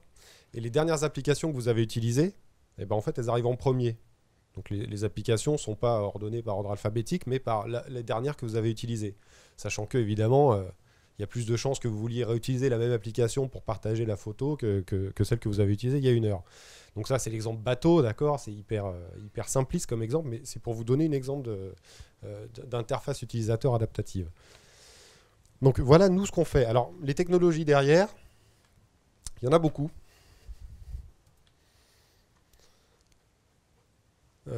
On est très très JavaScript chez l'Inagora. Je pense que vous commencez à l'avoir compris. Donc nous, là, toute notre front-end, grosso modo, c'est du Angular, Socket.io, Bootstrap. Soit directement dans le navigateur web, soit pris dans Cordova, et puis avec un petit framework qui sert à ça, qui s'appelle Ionic. Sur le back-end, le back-end vraiment des API de collaboration, des API web, c'est du Node.js à gogo. Ça, c'est le logo de WebRTC. D'ailleurs, on va faire un jeu. Vous connaissez tous les logos là? Parce qu'il y en a, il y a des logos, il y a des gens, ils mettent leur nom, puis il y a des gens, ils mettent pas leur nom. Alors ça, c'est un peu. Ça, c'est Redis, ça, c'est Socket.io. Bon. Et donc, on met du Node.js à gogo, et puis on stocke beaucoup de données dans MongoDB, parce que c'est en même temps souple, et en même temps puissant, et surtout scalable. Et après, il y a donc les couches qui sont... on a des couches plus métiers, où là, on va retomber sur la JVM et dans les technologies Java. En particulier, on fait... je ne l'ai même pas mis le logo là. On fait un nouveau serveur de mail. Alors, figurez-vous que dans l'open source... Alors les mails quand même, ça date pas d'hier, hein, d'accord? Et dans l'open source, il n'existe aucun serveur de mail qui est scalable horizontalement. Alors on peut scaler avec des serveurs de mail en open source, mais dans ces cas-là, on fait ce qui s'appelle du sharding. Donc ça veut dire qu'on ne met pas toutes les données au même endroit. Donc les gens dans les mails, c'est entre A et L, on les met sur ce serveur, et entre M et Z sur l'autre serveur. Bon. Donc le sharding, c'est cool, mais alors après, quand vous avez du sharding, en plus... Ouais, les serveurs de mail, ils écrivent leurs données sur le disque, donc ça c'est vachement pratique, les disques, parce que du coup, soit il faut des baies hyper chères, soit vous faites du RAID 1, Linux, machin, DRBD qui plante, enfin c'est la galère. Et donc toutes ces couches compliquées mises bout à bout, ça fait que c'est un véritable enfer pour les intégrateurs. Nous, je vous rappelle que c'est un modèle basé sur le service. Donc si rendre service, ça nous coûte super cher, en fait, on ne gagne pas beaucoup moins d'argent. Voilà. Donc l'idée, c'est qu'aussi, ce soit plus facile pour nous de rendre service. Et on travaille avec la fondation Apache là, pour faire un nouveau serveur de mail qui s'appelle Apache James. C'est un projet qui existait déjà avant nous, mais on a redonné Alexandre Zapolski, président directeur général de l'Inagora. On a réinjecté un peu d'ingénierie là-dedans, et donc pour faire un serveur de mail scalable qui se base sur Apache Cassandra pour stocker ses données. Et puis on utilise aussi Spark, et donc là, c'est de la JVM, mais c'est plus du Scala. On code Spark en Scala. Voilà un peu les technologies qu'on utilise pour OpenPass. Alexandre, je crois qu'on t'appelle dehors. Bon. Chez Inagora, on ne fait pas que travailler. Et vous ne le dites pas à mon chef. Non, alors l'Inagora, c'est une boîte spéciale. C'est pas une boîte comme les... Enfin, bon, il en existe d'autres, certainement, des boîtes sympas. Mais là, il y a une vraie philosophie de dire... chez l'Inagora, on est là. Ok, c'est une boîte qui est grande. On vous a dit à peu près 150 personnes, mais qui n'est pas immense. Donc chaque personne compte. On compte sur nous, on est là pour bosser. Mais on est aussi là pour créer une dynamique, quelque chose d'humain, une expérience humaine très forte. Et donc, comment on fait ça ? Il y a plusieurs leviers. Un truc qu'on adore faire, c'est ce qu'on appelle les barcamps, qu'on peut appeler ça aussi des code camps ou des hackathons ou ce que vous voulez. L'idée, c'est de dire, nous, par exemple, l'équipe OpenPass, c'est 20 personnes qui se trouvent un peu partout en France. Il y a des gens à Hanoï et il va y avoir des gens en Tunisie. L'idée, c'est de dire, des fois, pendant une semaine, il faut qu'on se retrouve tous physiquement au même endroit pour programmer ensemble. Donc, on code comme des porcs pendant 5 jours, d'accord ? Mais ça permet aussi de bosser avec des gens avec lesquels vous bossez plus rarement, parce que vous êtes loin, parce que vous ne travaillez pas exactement sur les mêmes fonctionnalités, etc. Et puis ça permet aussi de se faire des soirées ensemble, de faire des ping-pong ensemble, de taper le barbecue ensemble, etc. Donc là, par exemple, c'était notre dernier barcamp qu'on a fait à Orange en octobre, entre septembre et octobre. C'était assez sympa. Mais bon, la piscine était un peu fraîche quand même. Voilà. Donc l'Inagora aussi, il y a quand même une notion de fiesta chez l'Inagora. Donc là, indéniablement, je ne sais pas combien d'entreprises sur la défense ont une boîte de nuit à l'intérieur de l'entreprise. Donc nous, c'est le cas. Voilà. Donc vous voyez, là c'est les locaux avec les boules à facettes, notre PDG qui est en train de mixer. Voilà. Non, mais il y a vraiment un vrai esprit de... Aussi, on bosse beaucoup, mais on aime aussi beaucoup s'amuser. À Noël, il y a la soirée déguisée de Noël. Donc, je ne vous dirai pas si j'étais l'homme araignée ou si j'étais Hulk. On se fait voilà. Et puis, chez Inagora, il y a aussi tout ce qui est les conférences.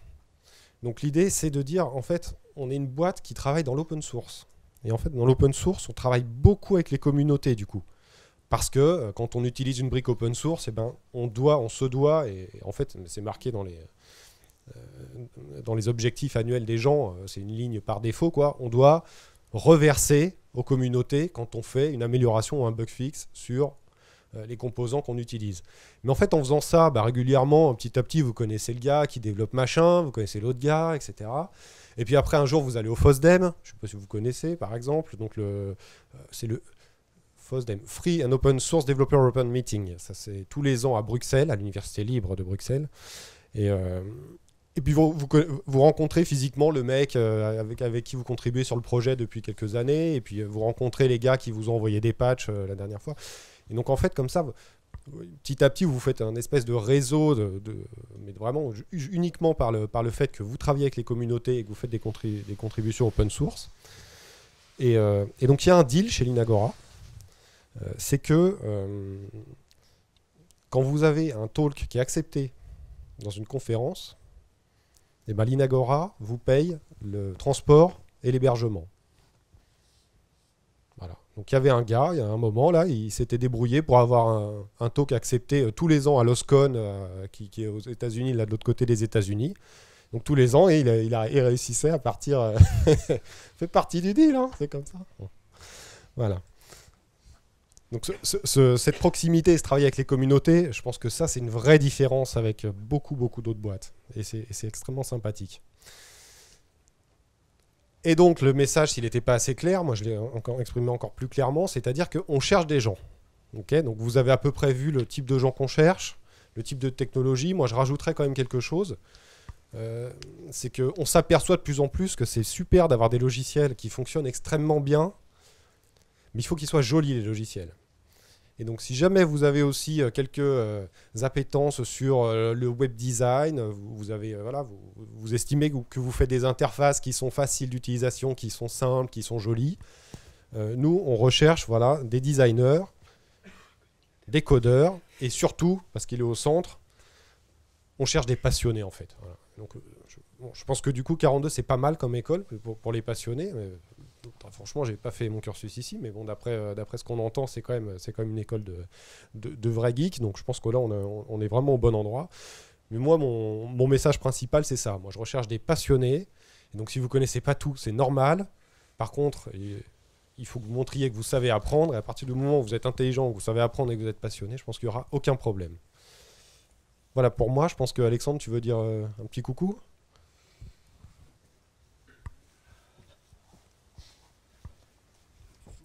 Bravo d'abord et bonjour à toutes et à tous. Mais comme j'ai fait la moitié de Paris à fond la caisse là en scout pour venir vous rejoindre, oui, ça me fait plaisir de vous dire un petit mot. Déjà vous remercier là pour votre accueil. Et puis je suis là, je me demande toujours c'est lequel de fauteuil qui a servi à mettre la fessée. Oui, non, je m'étais promis je m'étais promis de ne pas en parler, mais bon, je pouvais pas m'empêcher. Non mais vraiment, je suis curieux de savoir. Je vous montrerai après. Ouais. Salut, hein. Si tu nous regardes depuis depuis ton PC. On est des vieux copains avec votre directeur, là. C'est pour ça. Bon, qu'est-ce que... Bon, allez, j'ai pas fait semblant, hein. Moi j'ai pas tombé la cravate bleue, je l'ai tous les jours, donc voilà, je suis toujours habillé comme ça, c'est mon bleu de travail en fait, donc ça me permet de savoir, sinon dans la vraie vie je suis à peu près habillé comme vous, mais j'en ai que 2 jours par semaine à peu près de la vraie vie, le reste du temps effectivement je suis le fondateur et le PDG de l'Inagora. Ouais. J'ai assisté qu'à la fin de la présentation de Michael, mais je suis sûr que Slim qui est un ancien là de chez vous, et puis Michael, Ludo et bien sûr Michel qui est mon associé, en long, en large et en travers, donc j'ai pas forcément envie d'être trop long et d'en rajouter, surtout que je sais qu'il y a quelques... J'ai sorti les plus belles photos, rien. Ah ouais, ça c'est... Ouais, d'accord, mais c'est il y a quelques années. Hein. Et faites gaffe, hein, ça vient vite. Hein. Non mais je crois que le pire c'est pour toi. Hein. Non, parce que moi j'étais déjà un peu costaud, quoi. Toi, son surnom à l'époque c'était l'alude. Vous savez ce que c'est qu'une alude ? L'alude, c'est le petit animal qui est tellement léger qu'il flotte sur un étang. Voilà. Maintenant, c'est l'enclume. Il coûte plus cher. Non, mais on n'est pas à l'Institut National des Télécoms, là. C'était pour moi montrer un peu où est-ce qu'on a fondé. Ah, mais t'as des slides et tout ça ? T'as préparé notre intervention ? Non, ou tu l'as montré tout à l'heure ? Ah bon, mais ils ont déjà vu, donc... Non, mais j'étais en train de parler de bière, moi, Michel. D'accord. Ah, c'est pour moi. Bon, alors vas-y, fais-moi la présentation. C'était bien ou pas ? Ouais. Non, mais ce que je peux vous proposer, c'est bon, par contre... oui, alors je voulais dire... Oui, j'étais pas trop long, mais je voulais quand même vous dire en fait deux, trois choses. Ce qu'ils vous ont dit, c'est certainement juste. Non, mais c'est important. Non, je sais pas ce qu'ils vous ont dit, mais je connais en fait bien mes équipes et on est pas trop marketeurs. De mon point de vue, on l'est souvent pas assez, hein, surtout quand il s'agit de défendre nos offres chez des clients, etc. J'aimerais qu'on le soit des fois un peu plus. Et puis surtout, ah mais il y a Fred aussi. Non, Fred, je savais même pas. Je croyais que c'était un étudiant. C'est vrai. Salut. Bon. Et puis par ailleurs, il y a une qualité au sein de la boîte. Il y en a d'autres, mais il y en a notamment une qui m'est assez chère, c'est qu'on est zéro politique. Donc moi, je sais que il n'y a pas eu de bullshit commercial, etc. de la part en fait des équipes. Ils ont reçu aucune consigne particulière pour présenter en fait leur job, leur fonction, etc. C'est un peu l'idée en fait qu'on veut en fait avoir au sein de la boîte. Certainement parce qu'on n'est pas des très bons managers non plus, donc ça nous évite, hein, quand vous avez une boîte où il y a zéro politique et où on se dit les choses et où c'est assez transparent, ben, ça permet que ça fonctionne assez bien. Bon, du coup, on n'est pas très bon pour cajoler aussi. Donc les natures tendres et ceux qui ont besoin tout le temps en fait d'une épaule sur laquelle se pencher, c'est pas forcément chez nous qui vont trouver le meilleur réconfort. Donc ça, allez dans les SS2I, c'est des spécialistes en fait de la chose. Vous y serez très bien. Il y aura en fait une commerciale qui viendra vous dire: ah, tu es beau, tu es vraiment fantastique, vraiment. Voilà, mais qu'est-ce que tu es grand, au petit. Oh, toi, t'as minci, toi, le mec il boule comme ça. Enfin bon, voilà, hein, on connaît en fait l'histoire. Donc ça n'existe pas trop au sein de la boîte. Mais c'est pas de ça dont je voulais vous parler. Donc ce qu'ils vous ont dit, c'était vraiment vrai, etc.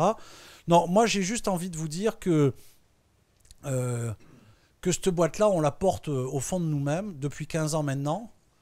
Vous devez certainement nous voir avec vos yeux de gars qui ont 20 ans, déjà un peu comme des vieux schnocks, etc. Vous n'avez pas tout à fait tort. Mais nous, il n'y a pas si longtemps, on aurait très bien pu être à votre place. Et moi, quand j'étais étudiant, dans ma tête, c'est comme si c'était hier. Hein, vous verrez, ça va très vite. Et moi, j'ai connu aucune autre entreprise que l'Inagora parce que j'ai fondé la boîte quand j'étais encore étudiant. Et donc, j'ai essayé de faire une boîte dans laquelle je pensais que ça serait sympa en fait de vivre et d'évoluer. C'est pas parfait, on est encore en train de faire évoluer les choses, de les changer au fur et à mesure, etc. Mais je crois que c'est pas mal du tout. Voilà. Donc, ce que je sais, c'est que si vous participez à nous aider à créer de la valeur, à créer de l'innovation, à créer de la techno, à progresser, ben voilà, vous avez en fait directement, nous, nos actionnaires, c'est pas un fonds d'investissement de vieux retraités à Miami, etc. Là, vous avez en fait 85% des actionnaires devant vous, entre Michel et puis moi. Donc voilà, vous avez en fait devant vous les patrons, les actionnaires. On se cache jamais derrière notre petit doigt. On est comme on est, avec nos qualités et nos défauts. Mais l'intérêt, c'est que vous pouvez avoir un échange et un dialogue direct avec nous. Bon, by the way, on fait un grand voyage à la neige au mois d'avril. Donc si vous nous rejoignez vite, c'est aussi l'occasion de vous faire en fait un séjour à l'œil. Le mec, c'est ça la vente. Non, et puis bon, par contre, il faut accepter, même si c'est moins souvent le cas, il faut aussi aimer un peu la musique disco et puis les vieux tubes techno en fait d'avant vous, quoi. Voilà. Alors, ça c'est le privilège du patron. Bon, c'est voilà. Mais vous avez peut-être vous des questions par contre. Donc moi j'ai envie de vous laisser la parole si vous souhaitez nous interroger. Alors à la fois sur l'Inagora et puis j'en sais rien, hein, sur l'open source, l'écosystème du numérique. Si vous devez sortir ou pas avec... Il n'y a que des mecs, hein? Non, il y a une nana. C'est pour ça qu'on se retrouve à fesser les gens dans cette salle. Mais à bien y regarder, c'est quand même une fille. Hein. Bah, j'ai pas trop regardé. Hein. Céline, c'est mon épouse. C'est pas vrai, je regarde pas. Non, c'était super clair. Vous demandez si les bières elles sont fraîches, c'est ça? On va boire un coup ou pas? Parce que moi on m'a promis, parce qu'en fait, en réalité, voilà, c'est ça. Vous pensez que je suis venu conclure en fait l'échange, mais pas du tout, quoi. Je savais qu'il y aurait à boire. Ouais. Est-ce que donc on connaît Framasoft? La réponse est oui, bien sûr. C'est une association, donc bon, enfin. D'un point de vue business, nous, l'Inagora, on ne travaille pas pour les assos, on travaille plutôt pour les grandes administrations et les grands comptes privés, les SNCF, les EDF. Mais bon, ce n'était pas le sens de ta question peut-être. Est-ce qu'on fait des choses? En fait, on se côtoie, on connaît bien l'équipe en fait, de direction de Framasoft. Pour tout te dire, tu sais, ils ont lancé une grande opération qui s'appelle dégoogliser Internet. Ce que je regrette beaucoup, c'est qu'ils n'utilisent pas forcément nos produits pour dégoogliser Internet. Nous, on partage le même objectif qu'eux. Bon, voilà, et à nous peut-être de les convaincre. On a peut-être dû louper en fait une étape dans l'échange pour les convaincre d'utiliser, de faire plutôt la promotion de nos logiciels. Mais voilà. Sinon, je pense que c'est une bonne association. Tu es impliqué, toi?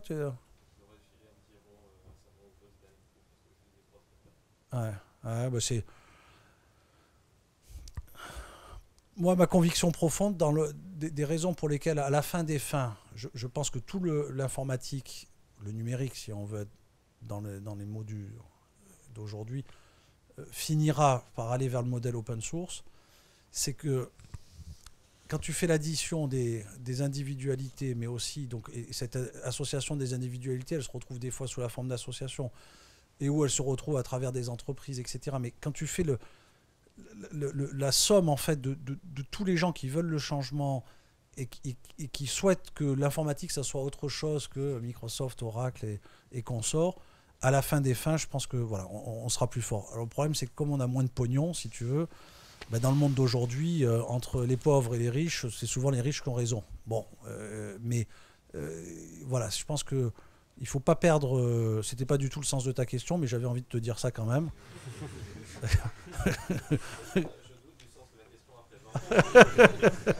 Et ça n'a rien à voir avec la façon dont tu es habillé, je te rassure par ailleurs, d'accord? Donc, qu'il n'y ait pas d'ambiguïté.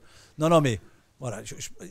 Ce que je veux dire, c'est que tu as eu raison en fait de les aider, et je pense qu'en fait,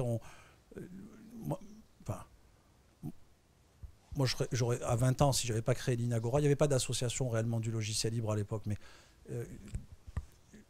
je pense qu'en fait, à 20 ans, on a raison de s'engager dans le logiciel libre, on a raison de s'engager dans des associations de défense du logiciel libre. Voilà la façon dont j'avais envie de te répondre. Voilà.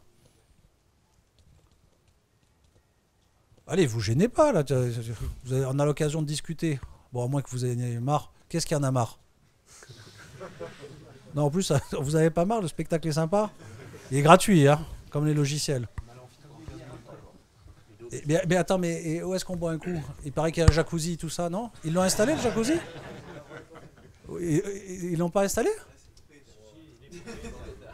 Ah, il est propriétaire, il faut passer par là. Ah, je comprends. Ce qu'on appelle la promotion canapé, quoi.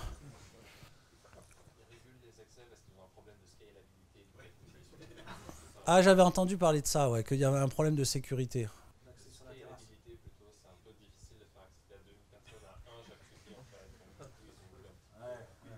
Ouais. Mais c'est ça qui aurait été marrant aussi, tu vois. Là, tu vois, je trouve que c'est pas très 42 là. Moi, j'aurais trouvé ça drôle, tu vois, d'essayer d'empiler 2000 personnes sur un jacuzzi de. Bon. Mais vous allez avoir une résidence, hein, vous avez vu là. Enfin, pas vous, hein, mais la génération d'après. Le temps qu'ils construisent le. Mais ça, c'est plutôt. Parce que moi, je suis bien sûr bien préparé mon truc. Et vous êtes en quelle année là? Vous êtes en dernier. Ouais, enfin, plutôt vers la fin là. Je sais bien qu'il n'y a pas d'année là. Pas des gens, il y a de tout.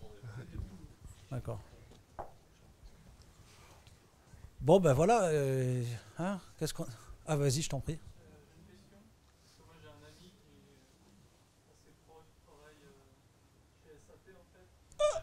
Horreur.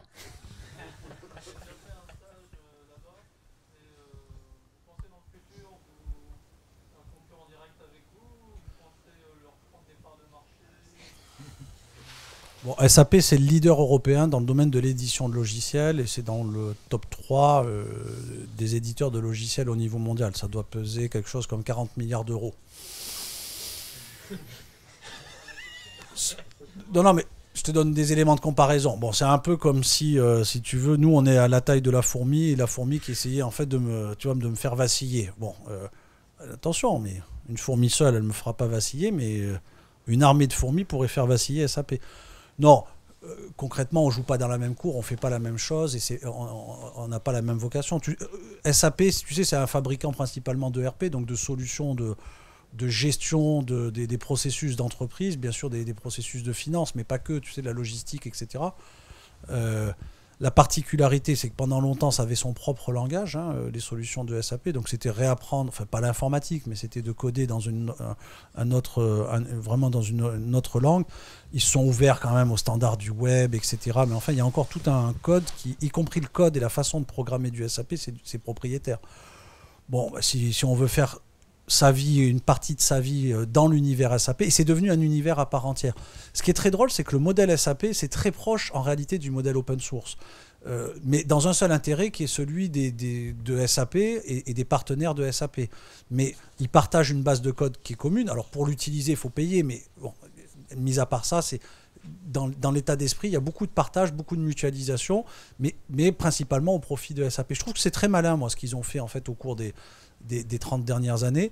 Bon, donc nous on est un peu. Alors, en termes de philosophie, on est à l'opposé en fait de gens comme ça, parce que nous on pense que le partage il doit pas se faire uniquement à notre profit, mais il doit se faire en fait au profit de chacun, et notamment de nos utilisateurs, parce que par ailleurs c'est souvent eux qui nous payent ou qui nous rémunèrent, soit pour faire des évolutions, soit ils nous payent autre chose et donc ils nous donnent les moyens d'investir. Je pense que les équipes vous l'ont dit, il y a un gros tiers en fait des équipes qui sont dédiées à la R&D au sein de la société. Ces gens-là, ils sont payés à 100% de leur temps pour fabriquer du code. Michael ou Fred, c'est les patrons en fait de deux des équipes qui font que de la R&D au sein de la boîte. Et donc, mais ils le font et tout le code est donné librement et gratuitement en fait à chacun, pas que à nos utilisateurs ou à nos clients, etc.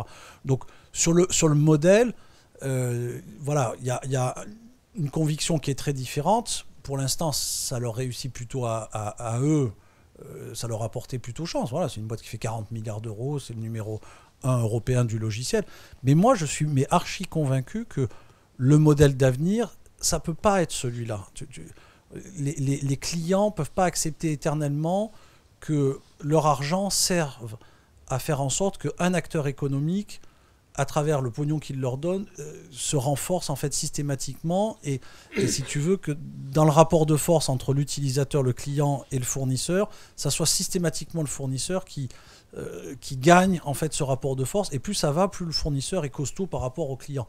Nous, moi je dis souvent, je ne sais pas s'ils ont utilisé ce terme, mais moi j'explique souvent que notre métier à l'Inagora, c'est d'ubériser l'informatique. Nous, notre métier, c'est de redonner du pouvoir à nos clients et à nos utilisateurs. Tu vois, c'est de repermettre la compétition sur un marché donné. Et donc, voilà, c'est une autre façon de dire que notre vocation, c'est de mettre le bordel sur le marché. Alors, ce qui fait qu'on n'est pas toujours très apprécié de certains de nos compétiteurs. Mais moi, je préfère être apprécié de mes clients que de mes compétiteurs. Tu vois, le Uber, je pense qu'il se moque complètement, que les taxis les détestent. Alors, ils ne s'en moquent pas parce qu'il faut quand même se battre contre eux, etc. Mais dans le fond, ce qu'il veut Uber et toutes les boîtes de VTC, c'est plutôt que nous, les consommateurs, les utilisateurs de leurs services, on les veut avec nous et on souhaite en fait avoir leurs services. Nous, on est exactement en fait dans ce schéma-là. Notre raison d'être, elle est principalement parce que nos clients souhaitent nos solutions, ils souhaitent utiliser nos logiciels, ils nous commandent des évolutions, ils s'investissent en fait à nos côtés. Bon, et puis au final, si tu veux, moi, il y a un sujet qui... moi, quand j'avais votre âge, je n'avais pas conscience de ça. Bon, peut-être que certains ont déjà conscience de ça, mais aujourd'hui, par contre, j'en ai vachement conscience. On n'a qu'une vie. Moi, je suis obsédé par cette idée. On n'a qu'une vie. Qu'est-ce que je fais de ma vie, quoi?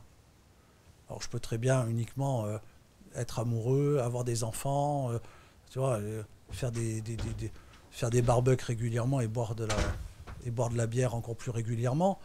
Bon, c'est pas mal, hein. Il n'y a pas de jugement derrière tout ça, mais moi, en tout cas, mon choix, ça a été de faire quelque chose d'impactant pour la société. Moi, je trouve que ce monde, il fonctionne mal. Moi, je ne sais pas ce que vous en pensez, mais je trouve que c'est... Voilà, moi, j'étais élève boursier, hein, j'en ai galéré, j'en ai chié comme c'est pas possible pour financer mes études, etc. J'étais en plus un gars de province, hein, moi, je viens de Toulon. Tu vois, la capitale pour moi c'était vraiment, j'étais convaincu qu'en plus il fallait que j'aille me frotter en fait au meilleur à la capitale, etc. Ça me paraissait loin, ça me paraît que c'est compliqué, mais je me suis donné du mal pour y arriver. Mais aujourd'hui je pense que c'est encore plus difficile que ce que c'était il y a 20 ans. Et franchement, bon, voilà, moi je trouve que voilà, tout ça n'est pas normal. Je trouve qu'en fait on donne pas... Moi, les gens que je rémunère dans ma société, ils sont plutôt bien rémunérés, ils galèrent tous pour trouver un logement. Tu vois, c'est pas possible. Quand tu commences ta vie professionnelle, et nous, encore une fois, on a le top en fait des ingénieurs, les mecs bien payés, etc. Moi, je ne peux même pas imaginer, tu as 20 ans, tu n'as pas fait en fait des... Si, tu as 20 ans et tu n'as pas fait en fait les meilleures études, tu dois galérer comme c'est pas possible aujourd'hui. Et ça pour moi, c'est pas normal. Tu vois, on vit dans un monde où tu prives en fait des générations entières d'accéder à un certain nombre de choses, etc. Enfin, je ne vais pas vous la faire trop politique. Tout ça pour dire que je pense que quand tu es chez SAP, je pense que tu as un impact social proche de zéro.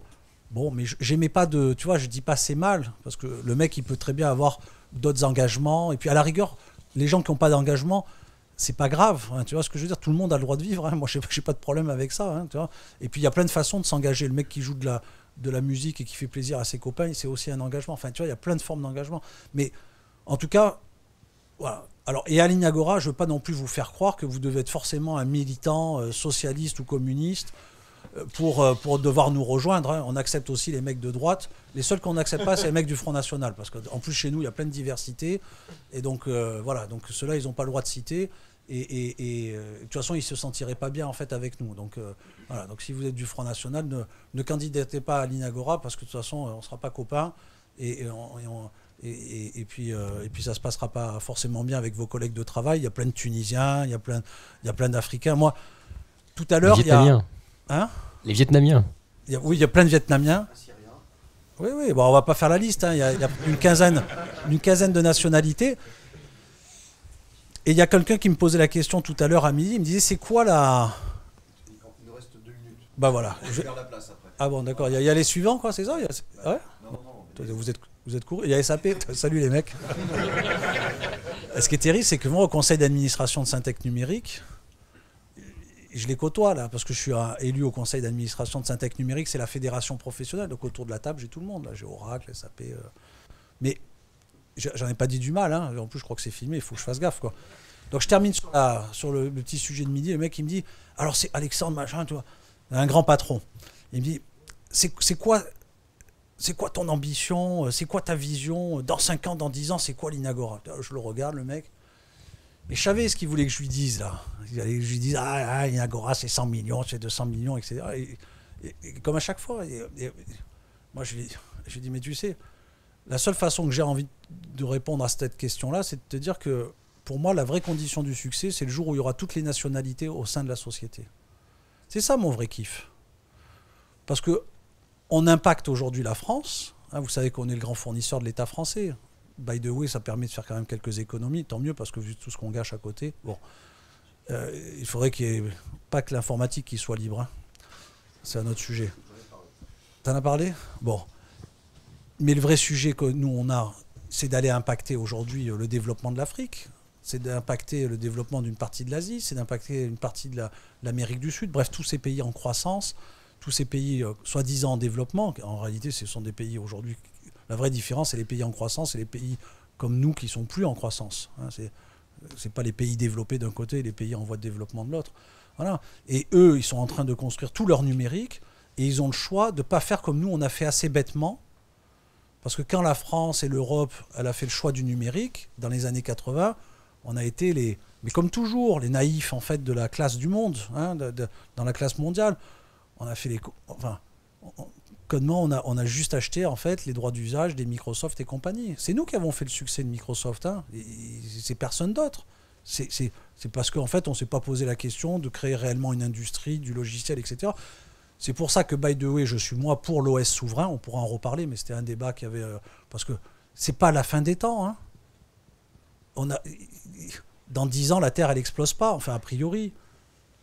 Et donc l'histoire du monde, elle est toute récente. Alors l'histoire de l'informatique dans l'histoire du monde, c'est rien, c'est 25 ans, 30 ans. L'informatique moderne, je ne parle pas des gros calculateurs, etc. Dire ce que sera l'informatique dans 50 ans, ben, je vous souhaite bien du courage. Moi, j'en sais rien. Ce qui est sûr, c'est que si on veut que ça ne soit pas ce que c'est aujourd'hui, ben, il faut qu'on se bouge. Et il faut qu'on essaie de s'organiser pour faire en sorte que ça change. Et en tout cas, nous, on essaie de participer à ça et de faire en sorte que les choses changent et d'impacter un maximum en fait la société. Voilà quel est notre projet. Allez, j'ai bien compris qu'on voulait tous aller boire un coup. On peut continuer autour d'une bière. Merci pour votre accueil. Ben voilà. Il y a les videurs qui...